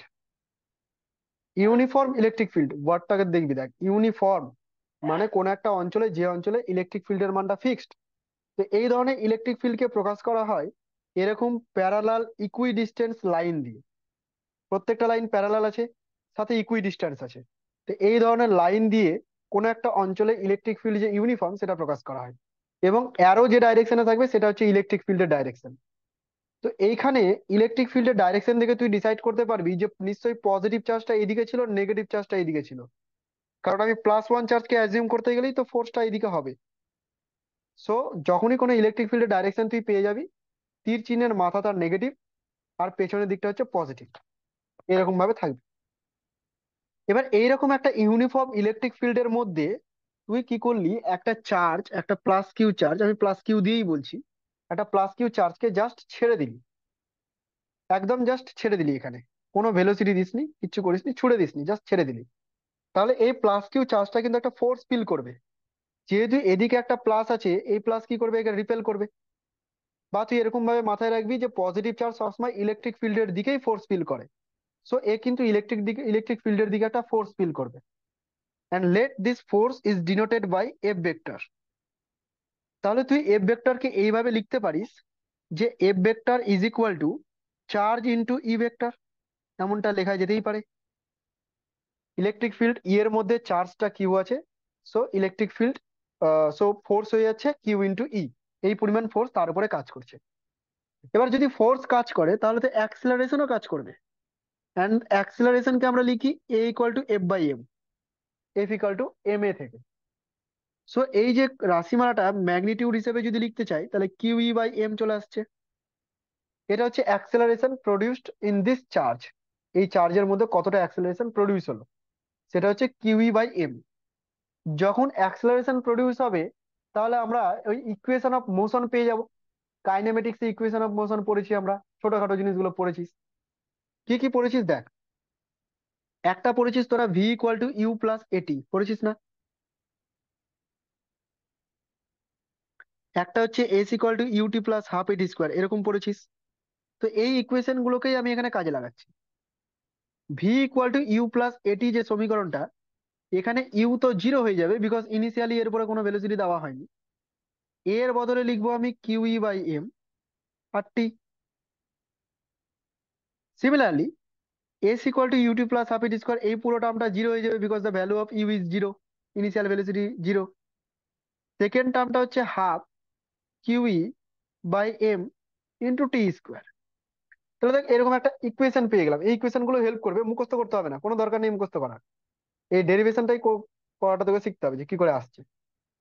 এটা অনেক জায়গায় তোকে হেল্প করবে। আফটার টাইম টি এর ভেলোসিটি কত হবে, আফটার টাইম টি এর ডিস্টেন্স কত হবে, এই ধরনের প্রশ্ন যদি দেয়, তখন তুই এইরকম ধরনের ইকুয়েশন অফ মোশন ইউজ করে বের করে নিতে পারবি। আশা করি এতদূর পর্যন্ত কারো সমস্যা নেই।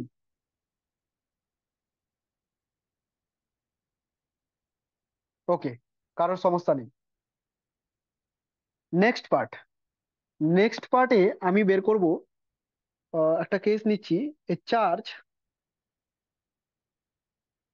Thrown perpendicularly,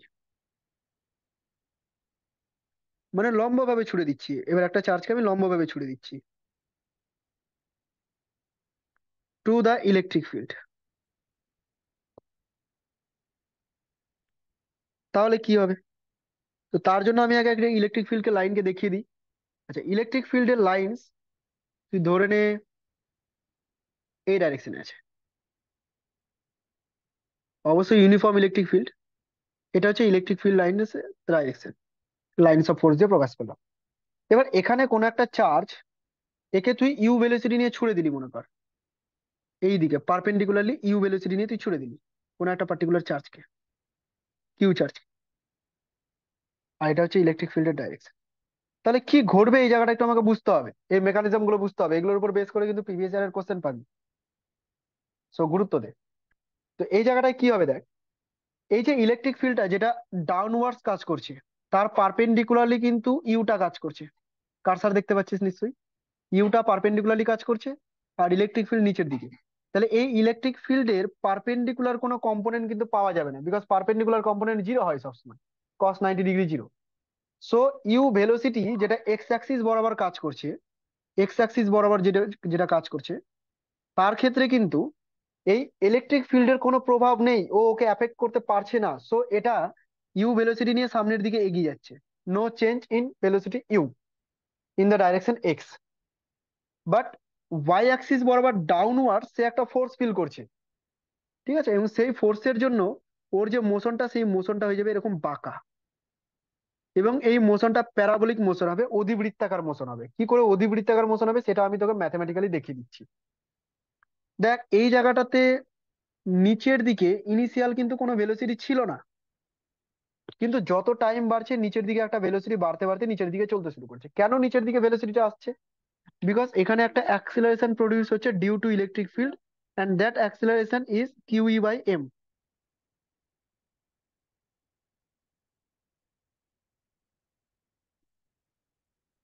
kiwi by M.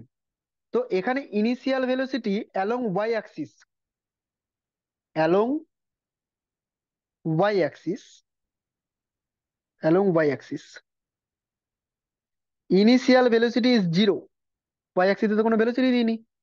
তাহলে ফাইনাল ভেলোসিটি যেটা ভি হবে, যাকে আমি ইউ ওয়াই প্লাস এটি বলবো, সেটাকে আমি এরকম লিখতে পারি যে কিউই বাই এম ইন্টু টি।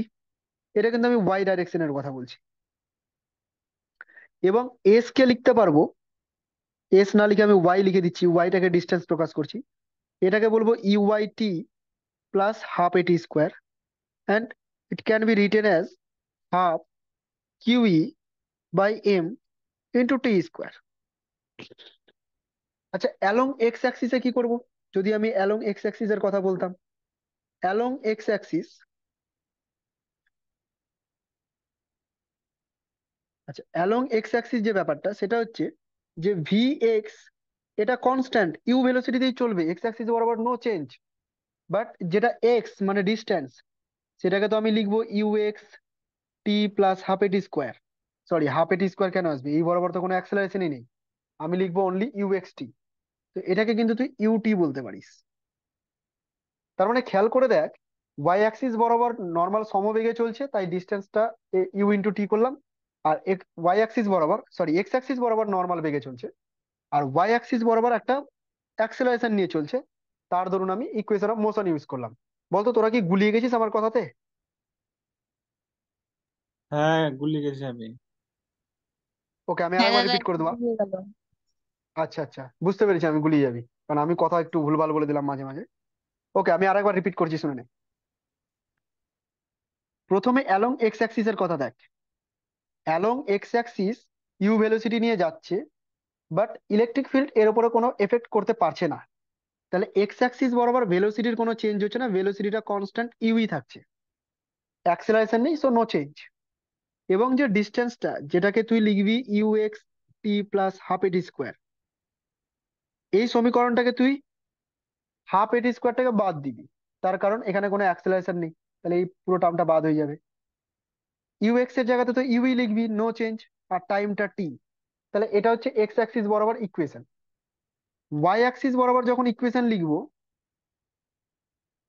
তখন এই যে ওয়াই ডাইরেকশনটা, এই ডাইরেকশনটা, এই ডাইরেকশনে, এই ডাইরেকশনে ইনিশিয়াল ভেলোসিটি, যাকে আমি ইউ ওয়াই দিয়ে ডিনোট করছি, that is zero.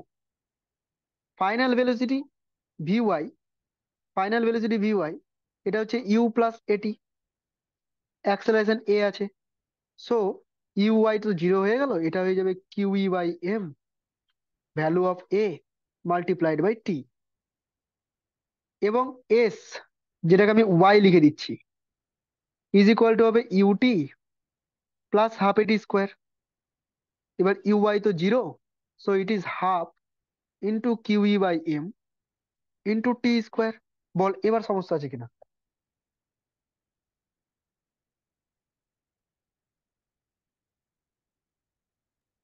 Okay, Y তাহলে এর ক্ষেত্রে ওয়াই ওয়াই এর ক্ষেত্রটা কি হলো, মানে শেষ লাইনটা?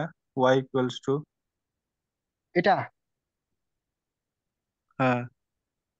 আচ্ছা, এটা সমীকরণ লিখেছি আমি, S equal to UT plus half A T square. এই যে সমীকরণটা হয় না ডিস্টেন্সের, যদি অ্যাক্সেলারেশন থাকে তবে এই সমীকরণ হয়। তো এই সমীকরণটাকে আমি এখানে হ্যাঁ, লিখেছি। হ্যাঁ। এবার বুঝলাম। ঠিক আছে। আচ্ছা, ঠিক আছে। ওকে, এবার আমি বলছিলাম যে এটা প্যারাবোলিক মোশন হচ্ছে, তো প্যারাবোলিক মোশন কি করে হচ্ছে সেটাও তুই বের করতে পারবি। কিভাবে বের করতে পারবি দেখ, এই ইকুয়েশন থেকে টি এর মান তুলে এনে এখানে বসিয়ে দে। এখান থেকে টি ইকুয়াল টু তুই বলবি এক্স বাই ইউ, এটাই তো বলবি। হ্যাঁ, তাহলে ওয়াই ইকুয়াল টু যেটা half QE by M into T square ছিল, সেটাকে এখন বলবো X square by U square. এবং হ্যাঁ। আমি দেখতে পাচ্ছি যে Y proportional to X square হচ্ছে, বিকজ বাকি টার্মগুলো কনস্ট্যান্ট হয়ে গেল। So this is the equation hmm. Of parabolic motion, অধিবৃত্তাকার পথের একটা ইকুয়েশন, যখন Y proportional to X square বা X proportional to Y square হবে। ঠিক আছে, তখন এই ধরনের আমরা ইকুয়েশন পেয়ে থাকবো। তো ম্যাথমেটিক্যালি প্রুভ করে দেখিয়ে দিলাম। এই জিনিসটাও কাজে লাগতে পারে কোনো কোনো সময়। তবে কি মুখস্থ রাখবো, প্রচুর চাপ হয়ে যাবে এত কিছু মুখস্থ রাখা। তার জন্য কি করবি, এই জিনিসগুলো যেন ফটাফট করতে পারিস, সেটার দিকে খেয়াল রাখবি। কারণ এই দুটো লাইন করতে পারলেই এটা অটোমেটিক বেরিয়ে যাবে, তা নিয়ে কোনো সমস্যা হবে না। নেক্সট, নাল পয়েন্টস। এই এই পয়েন্টটা আমি অ্যাকচুয়ালি নিয়ে এসেছি শর্টকাট বোঝানোর জন্য, মানে শর্টকাটে করার জন্য অঙ্কগুলো।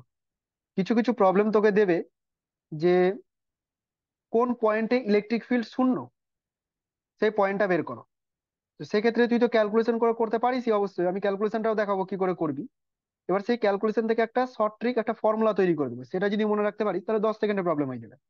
2 মিনিটের প্রবলেম তুই 10 সেকেন্ডে করবি। তো সেই জিনিসটা আমি তোদের শেখাবো এখন, নাল পয়েন্টস। নাল পয়েন্টস বা নিউট্রাল পয়েন্টস মানে হচ্ছে যে পয়েন্টে ইলেকট্রিক ফিল্ড জিরো বা টোটাল ফোর্স জিরো, যাই বলিস না কেন।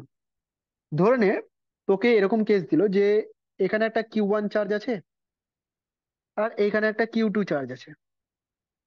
দুটো চার্জকে আমি লাইক চার্জ ধরে নিচ্ছি, মানে দুজনের চার্জ, যে কি বলবো, চার্জের যে ক্যাটাগরি সেটা একই, দুজনেই পজিটিভ চার্জ বা দুজনের নেগেটিভ চার্জ, এটাও হতে পারে। তো দুজন লাইক চার্জেস আছে, এরকম দুটো চার্জকে রেখেছি।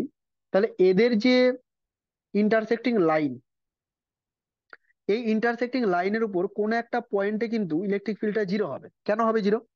কারণ এই প্লাস Q1টা রিপেল করবে, এই প্লাস Q2টাও রিপেল করবে, এবং দুজন যদি ইকুয়াল হয়ে যায় কোনোভাবে, তবে কিন্তু ওই পয়েন্টটার ইলেকট্রিক ফিল্ড বা টোটাল ফোর্স জিরো হয়ে যাচ্ছে, কিছুই থাকছে না। যদি এই Q1 আর Q2 চার্জ দুটো সেম সেম হতো, তাহলে এই নাল পয়েন্ট একদম মিড পয়েন্টে পেয়ে যেতাম, মাঝখানে। কিন্তু আমি এখানে সেম সেম ধরছি না, একটা জেনারেল কেস করে নিচ্ছি যে এই চার্জ দুটো সেম নয়, চার্জ দুটো আলাদা আলাদা ভ্যালু। তাহলে অবশ্যই নাল পয়েন্ট বা নিউট্রাল পয়েন্ট মিড পয়েন্টে কোথাও হবে না। কোথায় হবে? এদের সংযোগকারী রেখার কোনো একটা পার্টিকুলার পয়েন্টে হবে। তো কোন পয়েন্ট হবে সেটাই যদি বের করতে চাই, আমি কি করে বের করবো, আমি ধরে নিচ্ছি যে Q1 চার্জ থেকে এক্স ডিস্টেন্সে হবে। Q1 চার্জ থেকে এক্স ডিস্টেন্সে, এই এই পয়েন্টটা হচ্ছে নাল পয়েন্ট, এক্স ডিস্টেন্স দূরে আছে। এদের মধ্যে টোটাল ডিস্টেন্স ছিল হচ্ছে ডি। সো এই ডিস্টেন্সটাকে আমি বলবো D-X। বল, সমস্যা আছে কিছু? না না। না, না, সমস্যা নেই। ওকে, সমস্যা নেই। ওকে ওকে, সমস্যা নেই। তাহলে এই যে পয়েন্টটা, পি পয়েন্টটা, এখানে যদি আমি ইলেকট্রিক ফিল্ড বের করতে চাই due to Q1, so electric field due to Q1 is equal to 1/4πε0 into Q1 divided by x square.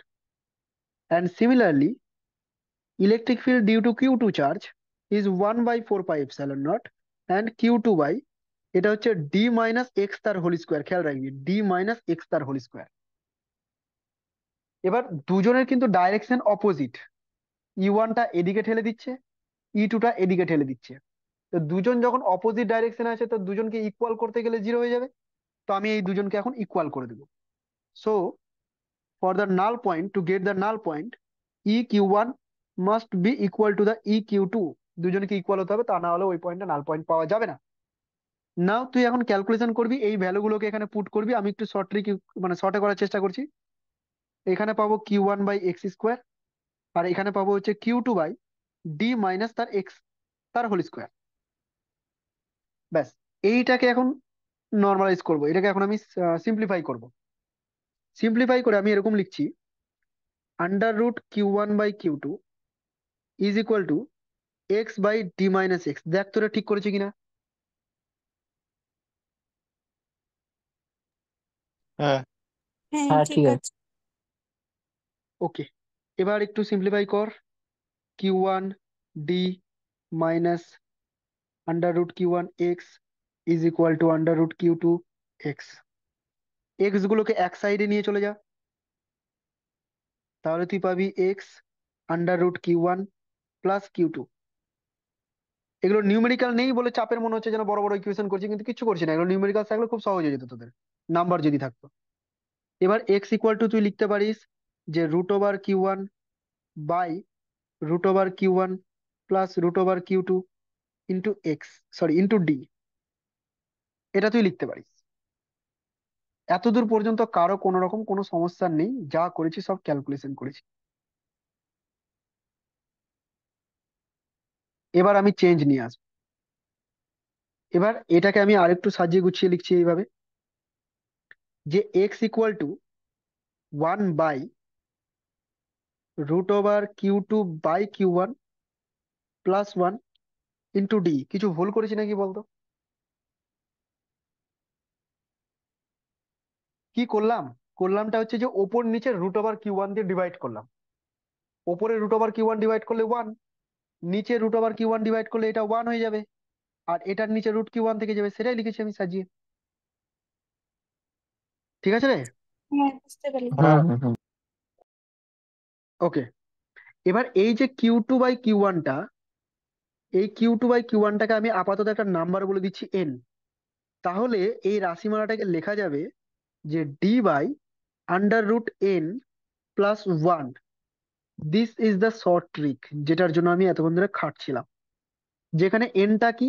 এনটা হচ্ছে Q2/Q1, মানে চার্জ দুটোকে রেশিও করব। রেশিও করলে যে ভ্যালুটা পাবো সেই ভ্যালুটা এখানে বসিয়ে দেবো। যদি 4 গুণ হয় 4 বসাবো, 5 গুণ হলে 5 বসাবো, 2 গুণ হলে 2 বসাবো। তাহলে দেখ একদম ডিরেক্টলি নাল পয়েন্ট কোথায় যাবে, তুই এই ফর্মুলাকে ইউজ করে বের করে নিবি, যে total distance divided by √n+1। Clear হয়েছে রে? হ্যাঁ হ্যাঁ দাদা। হ্যাঁ। হ্যাঁ ওকে ওকে। তো আমি এটা কি করলাম, আমি এটা করলাম দুটো লাইক চার্জের জন্য, মানে দুজনই পজিটিভ বা দুজনই নেগেটিভ। তাহলে কি হবে? তাহলে যে নিউট্রাল পয়েন্ট বা নাল পয়েন্টটা তাদের দুজনের মাঝামাঝি কোথাও হবে। কিন্তু কিন্তু যদি একটা পজিটিভ চার্জ হতো আর একটা নেগেটিভ চার্জ হতো, তাহলে কিন্তু এদের মিড পয়েন্টে কোথাও ইলেকট্রিক ফিল্ড জিরো হতো না। কেন? কারণ পজিটিভ একে ঠেলে দিত, তো নেগেটিভ আবার কাছে টেনে নিত। তো জিরো হওয়ার তো কোনো প্রশ্নই নেই, দুজন যোগ হয়ে যাচ্ছে। তাহলে কোথায় জিরো হতো? তাহলে জিরো হতো এদের বাইরে কোনো জায়গায়, হয় এইদিকে না হয় এইদিকে, কোনো একদিকে এদের ইলেকট্রিক ফিল্ডটা জিরো হতো। তো সেই ক্ষেত্রে যদি ফর্মুলা করতে হয়, আবার একই রকম ভাবে ক্যালকুলেশন করতে হবে। দরকার নেই এত এনার্জি লস করা। তুই এই ফর্মুলাটাতে ডিরেক্ট লিখে দে এরকম, যে এক্স ইকুয়াল টু d/√n-1। এটাও সেম ওইভাবেই আসবে যেভাবে আগেরটাকে নিয়ে আসলাম। চাপ নেওয়ার কিছু নেই, এটা আসবে, বিশ্বাস করে একদম মুখস্থ করে নিবি।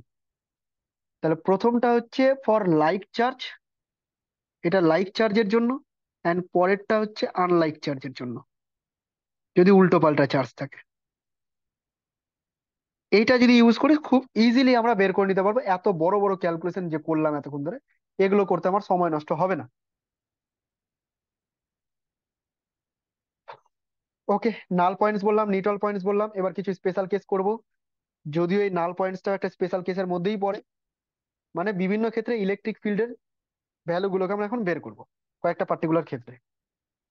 ফার্স্ট কেস যেটা বলা হয়েছে, যে two opposite charges are separated by a distance.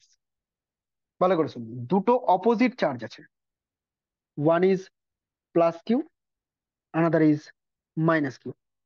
Two charge, দুটো চার্জ আছে। এই দুটো চার্জ পরস্পর থেকে কিছুটা ডিস্টেন্সে আছে, suppose the distance is r. কিছুটা ডিস্টেন্সে তারা আছে, আর বা ডি একটা কিছু বললেই চলবে। এবার আমি বলছি এই দুটো চার্জের জন্য এদের যে মিড পয়েন্ট, এই মিড পয়েন্টে কি ইলেকট্রিক ফিল্ডটা জিরো হবে নাকি জিরো হবে না, কোনটা? হবে না। হবে মিড না পয়েন্টে হবে তো না। হবে না। একদমই তাই, হবে না। যদি দুজনই প্লাস কিউ হতো তাহলে মিড পয়েন্টেই একদম জিরো হতো ইলেকট্রিক ফিল্ডটা। বাট এখানে যেহেতু প্লাস কিউ মাইনাস কিউ, সেই মিড পয়েন্টে তো ইলেকট্রিক ফিল্ড জিরো হচ্ছে না। তাহলে মিড পয়েন্টে ইলেকট্রিক ফিল্ড কত হবে সেটা আমি বের করবো এখানে, যে এইরকম কেসে মিড পয়েন্টে ইলেকট্রিক ফিল্ড কত হবে। যদি মনে রেখে দিতে পারি খুব ভালো, আমার সময় বাঁচবে অনেক। কি করে বের করছি দেখ। প্রথমে পি পয়েন্টে ইলেকট্রিক ফিল্ড বের করতে চাই, due to plus q. Mid point বলেছি, তাহলে মিড পয়েন্টের ক্ষেত্রে আমি লিখবো 1/4πε0 কিউ ডিভাইডেড বাই r/2 তার হোল স্কোয়ার, কারণ ডিস্টেন্সটা অর্ধেক হয়ে গেল। একই রকম ভাবে মাইনাসের জন্য বলবো 1/4πε0 কিউ বাই r/2 তার হোল স্কোয়ার, এমনটাই বলবো। এবার দেখ, প্লাস কিউ যে ডাইরেকশনে হবে, আমি যদি এ বি নাম দিয়ে দিই সুবিধা হবে, তাহলে প্লাস চার্জটা হবে এপি ডাইরেকশনে, আর মাইনাস চার্জটাও কিন্তু দেখ এপি ডাইরেকশন বা পিবি ডাইরেকশন, একই কথা। ঠিক আছে? তার মানে দুজনের ডাইরেকশন সেম হচ্ছে। এবার দুজনের ডাইরেকশন যদি সেম হয়, তাহলে আমি রেজাল্ট্যান্ট ইলেকট্রিক ফিল্ডটাকে বের করতে চাই, রেজাল্ট্যান্ট ইলেকট্রিক ফিল্ড কি করে বের করব? দুজনকে প্লাস করে দেবো ভেক্টরিক্যালি। আর ভেক্টরিক্যালি প্লাস করার ক্ষেত্রে আমি দেখছি দুজনের ডাইরেকশন সেম আছে, তো দুজনকে নর্মালি প্লাস করে দিলেই চলবে। যদি আমি প্লাস করে দিই, দুজনের ম্যাগনিটিউড সেম আছে, তো আমি এটাকে এরকম লিখতে পারি, 2 টাইমস অফ যে কোনো একটা ইলেকট্রিক ফিল্ড। বা এটাকে একটু গুছিয়ে যদি লিখিস, এটা আসবে 8 × 1/4πε0 ইন্টু Q/r²। দেখ এই যে ফর্মুলাটা 1/4πε0 এটাতে নর্মালি মনে থাকবে তার 8 টাইমস। এটার জন্যই আমি করে দিলাম এতক্ষণ ধরে, যে শর্টে যদি এটা মনে রাখতে পারিস তো খুব ভালো, সময়টা বেঁচে যাবে। অসুবিধা আছে কারো? না না। কারো ঘুম পাচ্ছে না তোরে? কত রাত হলো? না না, ভালো লাগছে, বলো। আচ্ছা, 11টা বাজতে চলে, যাই হোক শেষ করবো আজকে, হ্যাঁ অনেক কিছু বাকি আছে এখন, তা না হলে সময়ের মধ্যে শেষ হবে না। আচ্ছা এবার দেখ, two like charges are separated by distance. এখানে করলাম কি, two opposite charges are separated by distance, এখন করবো two like charges. Like charge বলতে প্লাস কিউ প্লাস কিউ, এদের মিড পয়েন্টে, এই পয়েন্টে ইলেকট্রিক ফিল্ড কত? বল ইলেকট্রিক ফিল্ড কত? 0। ব্যাস, 0। করে দিলাম স্কিপ, এটা অনেকবার বলা হয়ে গেছে। আচ্ছা, two like charges are placed at two vertices of an equilateral triangle, তাহলে আবার চলে আসলো সেই ইকুইল্যাটারাল ট্রায়াঙ্গেল। এই হচ্ছে একটা ইকুইল্যাটারাল ট্রায়াঙ্গেল। এই ইকুইল্যাটারাল ট্রায়াঙ্গেলের ক্ষেত্রে দুটো ভার্টেক্সে দুটো কি আছে, লাইক চার্জ আছে। তার মানে এখানেও একটা পজিটিভ চার্জ নিয়ে নিচ্ছে প্লাস কিউ, এখানেও একটা পজিটিভ চার্জ নিয়ে নিচ্ছে প্লাস কিউ, দুজনেই লাইক চার্জ। এবং তার দরুন আমি কি করব, ইলেকট্রিক ফিল্ড বের করব থার্ড ভার্টিক্সে, মানে তৃতীয় শীর্ষবিন্দুতে, এই পয়েন্টটাতে বের করবো। পয়েন্টটার নাম আমি পি লিখে দিচ্ছি আপাতত, এই পয়েন্টে বের করবো। তাহলে ইলেকট্রিক ফিল্ড কার কার জন্য পাওয়া যাবে? ফার্স্ট পাওয়া যাবে এই প্লাস কিউ এর জন্য, তারপরে পাওয়া যাবে এই প্লাস কিউ এর জন্য। এবং সেই ডাইরেকশন গুলো কোন দিকে হবে? তোরা জানিস এই ডাইরেকশন গুলো কোন দিকে হবে। এটা এদিকে রিপেল করে ঠেলে দিচ্ছে, আর এটা এইদিকে রিপেল করে ঠেলে দিচ্ছে, এমনটাই তো হবে। হ্যাঁ এবং দুজনের ম্যাগনিটিউড কিন্তু সেম হবে, ডাইরেকশন আলাদা হতে পারে, এই যে E1 আর E2, এদের ম্যাগনিটিউড সেম হবে, সো ভেক্টর লিখবো না, ম্যাগনিটিউড সেম হবে। ঠিক আছে? এবং সেই ম্যাগনিটিউডটা কত হবে? ম্যাগনিটিউডটা হবে 1/4πε0 Q/, ধরে নে সাইড গুলো আমি এ বলে দিচ্ছি, তাহলে বাই এ তার স্কোয়ার, এইটা হবে তার ম্যাগনিটিউড। এবার আমাকে তো বের করতে হবে রেজাল্ট্যান্ট। তো রেজাল্ট্যান্ট যদি বের করতে হয়, এদের মধ্যবর্তী অ্যাঙ্গেল জানতে হবে। যেহেতু ইকুইল্যাটারাল ট্রায়াঙ্গেল, এটা 60 ডিগ্রি, আর 60 ডিগ্রির ক্ষেত্রে আর ক্যালকুলেশন করার প্রয়োজন নেই, √3e আসবে। বল অভ্যাস হয়ে গেছে কিনা এটা? হ্যাঁ। হুম। হ্যাঁ। একটু আগে ক্যালকুলেশন করেছিলাম ফোর্সের জন্য, তখন √3 এসেছিল, তো সেই √3 আসবে। তাহলে দেখ এগুলো করতে করতে তোদের মুখস্থ হয়ে যাবে। তো √3 E1/E2 যে কোনো একটা বলে দিলাম, √3 × 1/4πε0 Q/a²। এটা তো ম্যাগনিটিউড। আর ডাইরেকশন কোন দিকে হবে? ডাইরেকশন হবে, যেহেতু দুজন সিমেট্রিক্যাল আছে, তাই একদম মাঝ বরাবর, এইটা হবে তাদের হুম। ডাইরেকশন। ব্যাস, এই হচ্ছে একটা স্পেশাল কেস চলে গেল। পাল্টে দেবো? হুম। আচ্ছা, নেক্সট কেস যেটা আছে দেখ, two equal and opposite charges are place two vertices of an equilateral triangle, মানে ছবি তো এটাই, ছবি এটাই।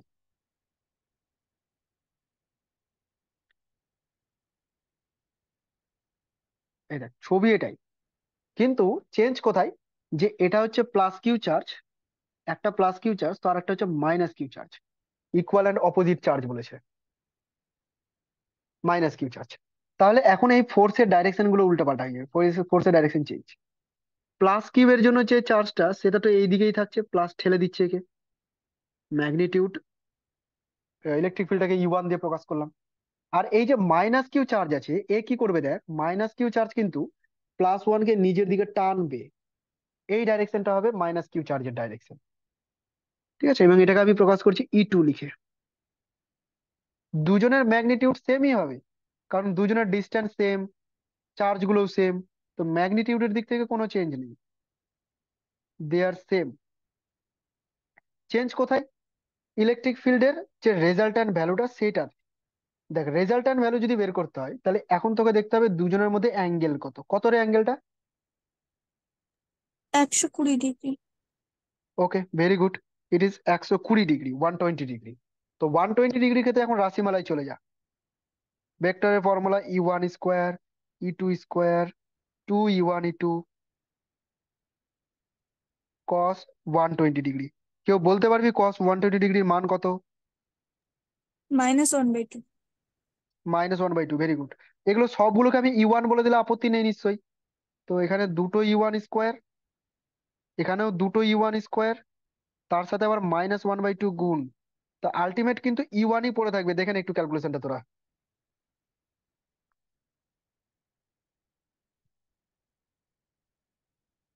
2 2 ক্যান্সেল আউট, একটা মাইনাস করে দিলাম, একটাই পড়ে হ্যাঁ থাকলো, হ্যাঁ স্কোয়ারটাকে সরিয়ে দিলাম।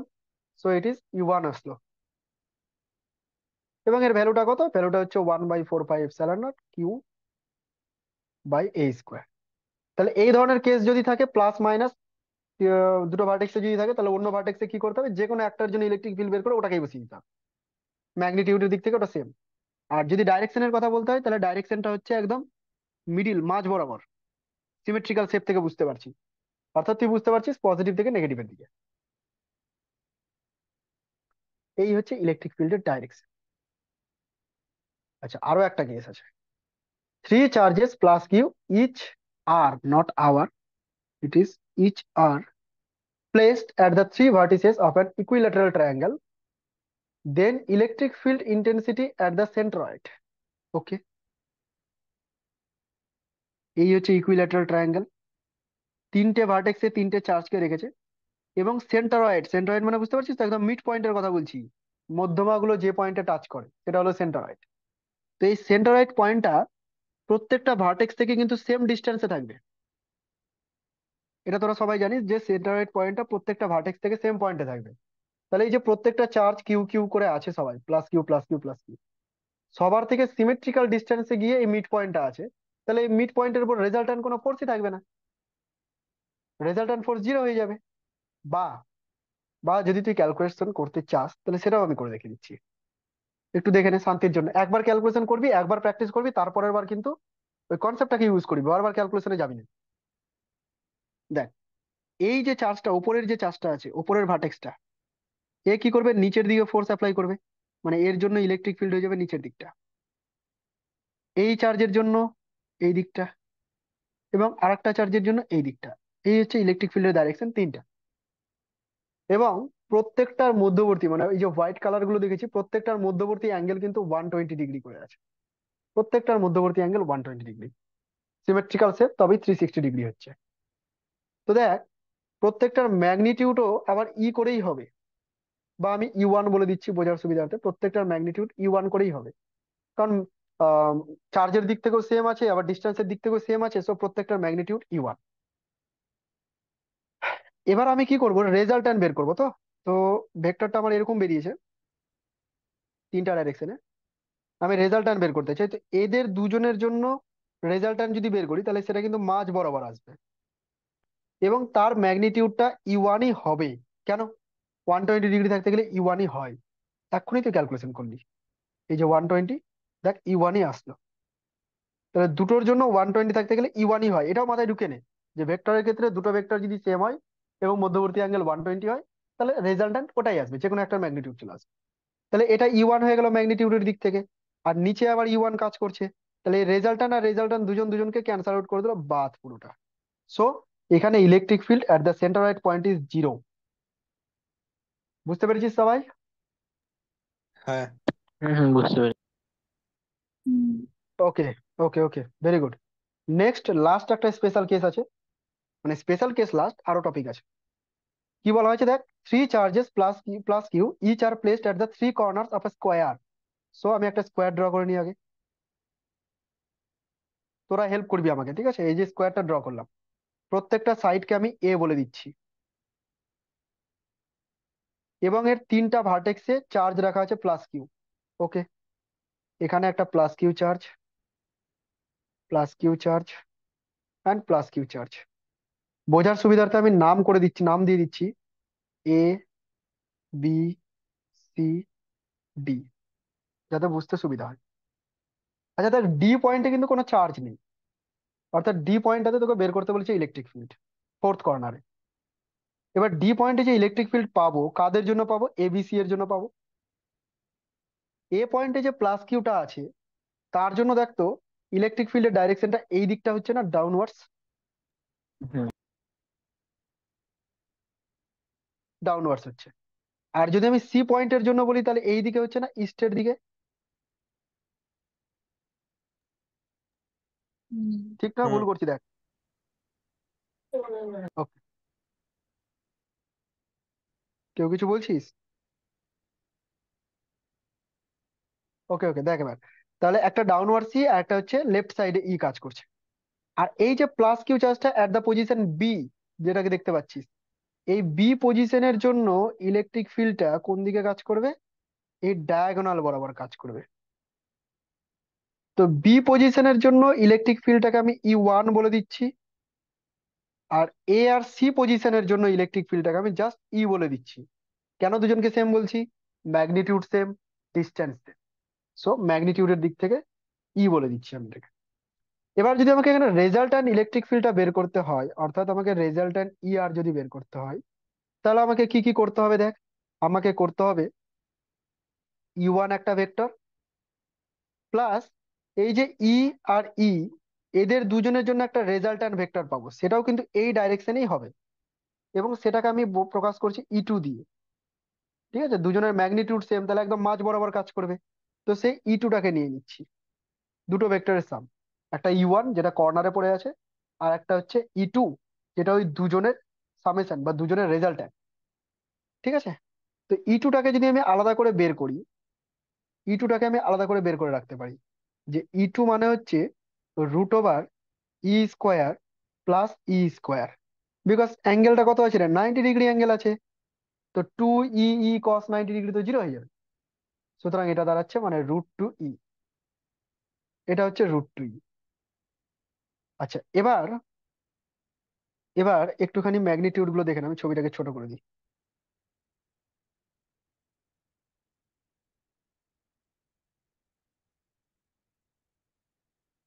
হুম, একটুখানি ম্যাগনিটিউডের দিকটা দেখে নে।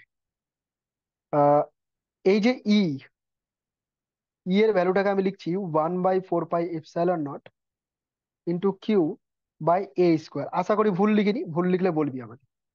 আর এই যে E2 ভ্যালুটা, এই E2টাকে আমি লিখছি 1/4πε0 ইন্টু কিউ বাই 2A²। একটুখানি বলতো ঠিক ভুল কিছু।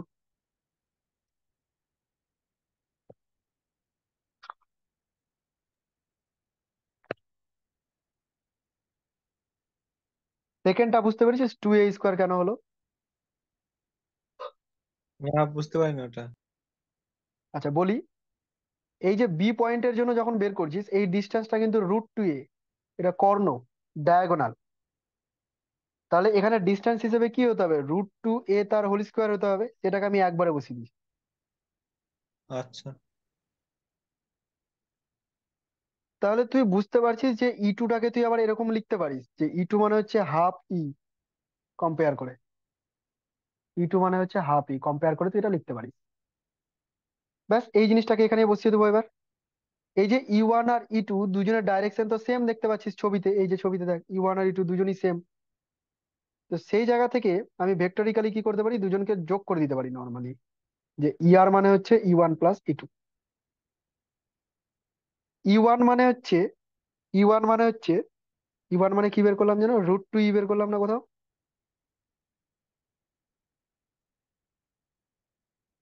E1 না, E1 মানে তো, এটাকে E2 বলেছি, ভুল বলেছি, এটা হচ্ছে E1 ছিল। E1 মানে হচ্ছে হাফ ই, 1/2E। আর E2 মানে এখানে দেখতে পাচ্ছি সেটা হচ্ছে √2E। সো এই ফর্মুলাটা দাঁড়াচ্ছে E√2 প্লাস 1/2। এটা আমাকে মুখস্থ করে নিতে হবে। আর এর ভ্যালু তো এই জায়গাটায় দেখতে পাচ্ছিস তোরা, 1/4πε0 Q/A²। এটাকেও তোরা মুখস্থ রাখতে পারিস, হেল্প করবে অনেক জায়গায়। টার্মটা কি এসছে, √2 প্লাস 1/2, যাকে আরো ভেরিফাই করে এরকম লেখা যায় 2√2 প্লাস 1/2 ইন্টু ই, এরকম লেখা যেতে পারে, যেমন অপশন থাকবে সেই অনুযায়ী চলে। এই কয়েকটা ছিল স্পেশাল কেস। ক্লিয়ার হয়ে গেল? কারো কোনো সমস্যা আছে কি থাকলে বল। না না। তাহলে next point, electric field at the Axis of A circular uniformly charged ring. সময় লাগবে অনেক। ছেড়ে দিচ্ছি, অনেক কটা পয়েন্ট আছে, ছেড়ে দিচ্ছি, নেক্সট ক্লাসে এটা করিয়ে দিচ্ছি। আর কারো সমস্যা ছিল, ওই রঞ্জনা বলেছিলি সমস্যা ছিল আগের ওই অ্যাসাইনমেন্টটাতে, ওই অ্যাসাইনমেন্টটা আমি ক্লিয়ার করে দিচ্ছি। আচ্ছা, যদি কারো অ্যাসাইনমেন্ট পুরোপুরি ক্লিয়ার হয়ে যায় তাহলে লিভ করতে পারিস, আর যদি মনে করিস যে না দেখবি তাহলে দেখ।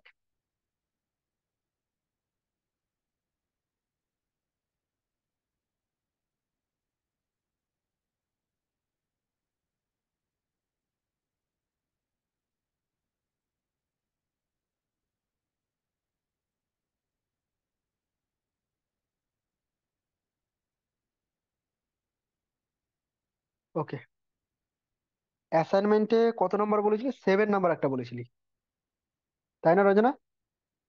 7 নাকি 11? 5 নম্বর বলেছিলাম। হ্যাঁ, 5 আর 11 নম্বর কোশ্চেনটা বুঝতে পারিনি। আচ্ছা, 11 নাম্বারটা আগে বলে দিচ্ছি শোন।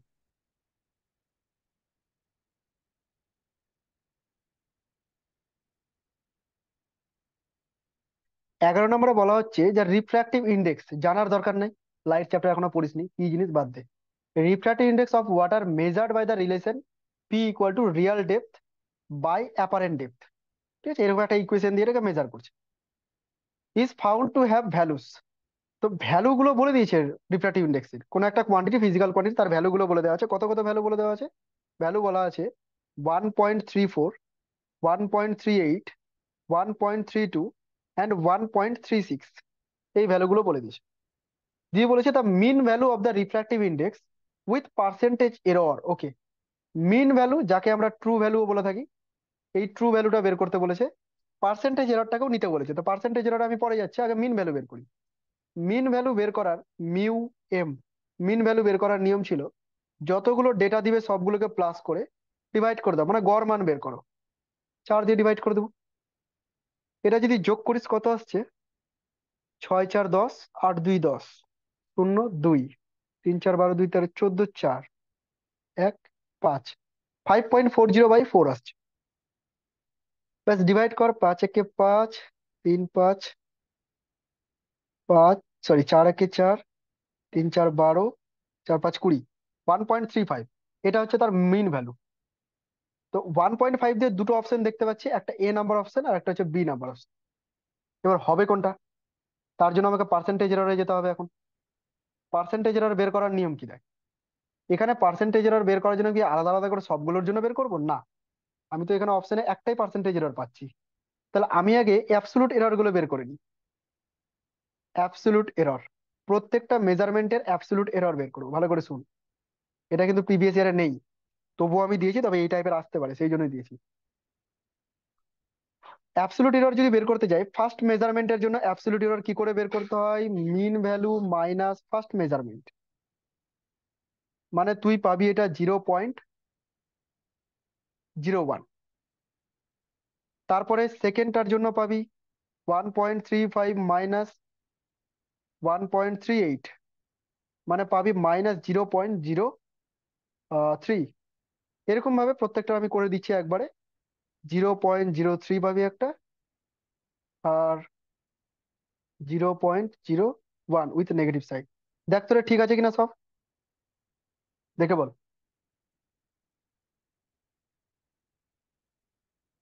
হ্যাঁ, ঠিক আছে।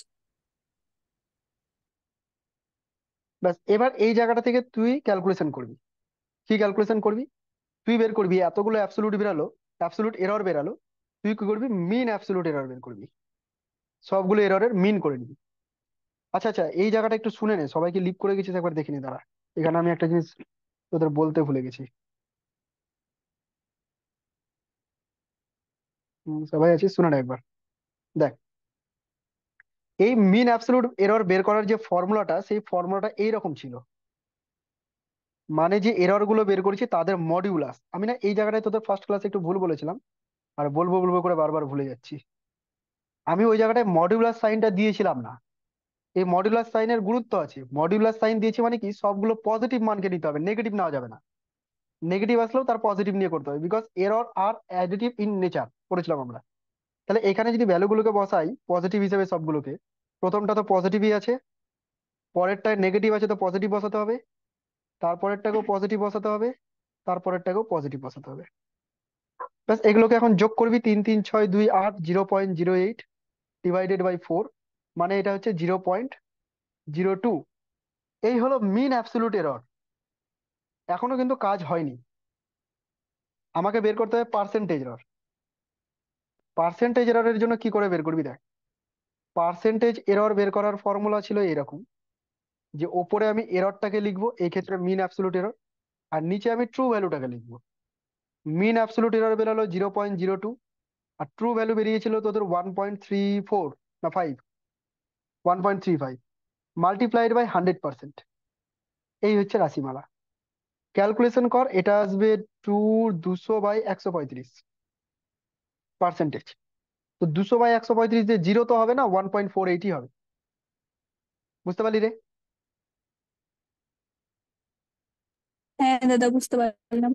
এটা দিয়ে যে আগের ক্লাসে অঙ্কটা করিয়েছিলে, ওটাতে হুম। জিরো হয়ে গেছিল, মানে সব প্লাস মাইনাস করে দেওয়া হয়েছিল। হ্যাঁ, ওই জায়গাটা ভুল হয়েছে, ওই জায়গাটা জিরো হবে না। এবার করবি দেখবি, তোরা প্লাস বসিয়ে দেখবি হুম, জিরো আর আসছে না, অন্য কিছু আসবে। হুম। ওকে, তাহলে এই কারেকশনটা করে নিস একবার ওই নোটটাতে গিয়ে। আর বললি কি, 5 নাম্বার, 5 নাম্বার স্ক্রু গেজ। এটা কি রাখবো? রেখে কি হবে, ভিডিওতে পেয়ে যাবি।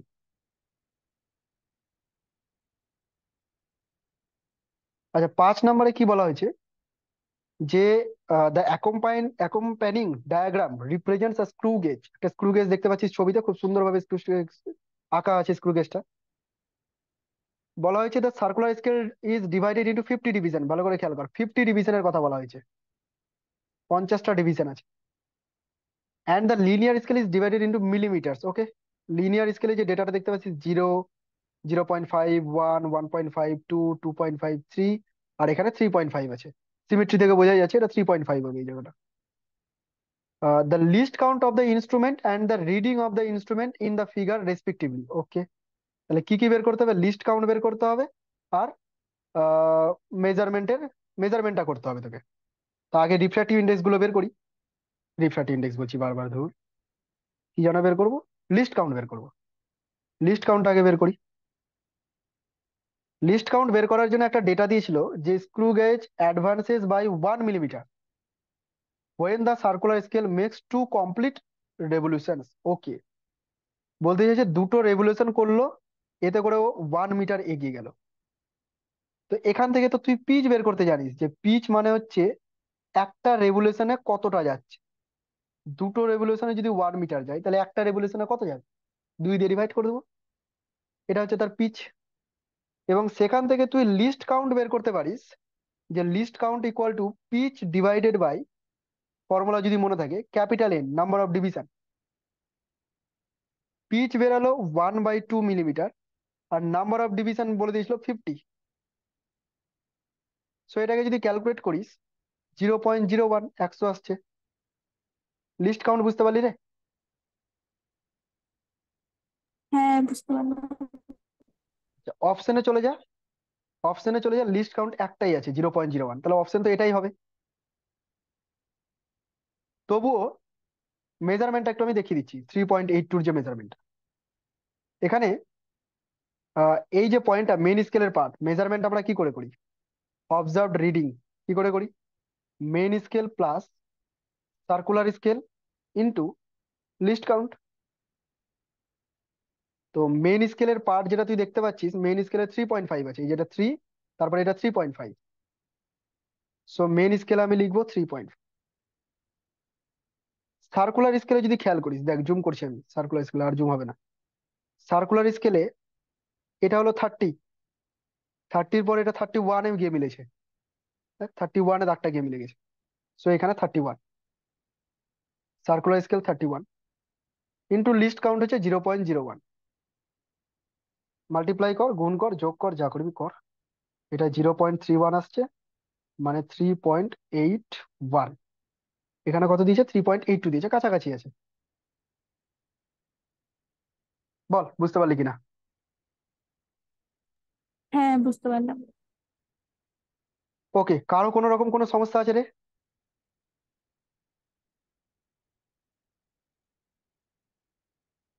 রেসপন্স কর একটু, কারো কোনো রকম কোনো সমস্যা? না না। দাদা, না না না। বল। ও আর ইজ ইকুয়াল টু যে এম ডট এস দিয়ে করেছে, ওই লাইনটা একটু বলো।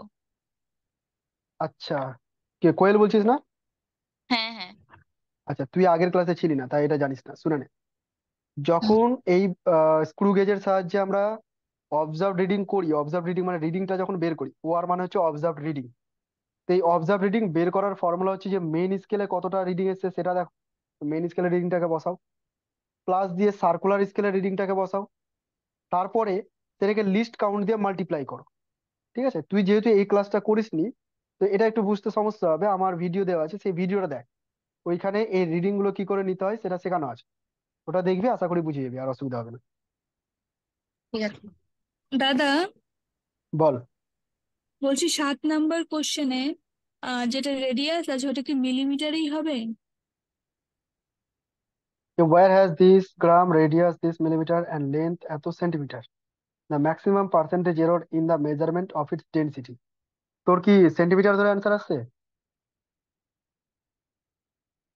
হ্যাঁ, সেন্টিমিটার ধরে অ্যান্সার চলে আসছে 3%। আচ্ছা, তাহলে আমার প্রিন্টিং মিস্টেক হতে পারে, হয়তো প্রিন্টিং মিস্টেক হয়েছে। তোরা দেখবি এটা কত হচ্ছে। কেউ তো করেছিস রে, এটা বলতো কি ঠিক হয়েছে কিনা।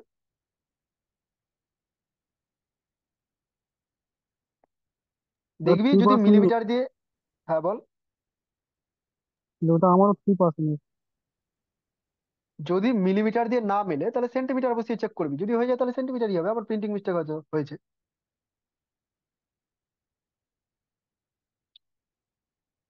ওকে, আর কারো কোনো কনফিউশন?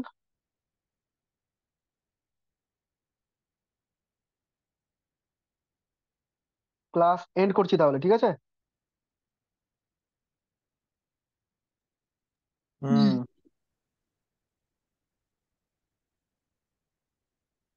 ওকে।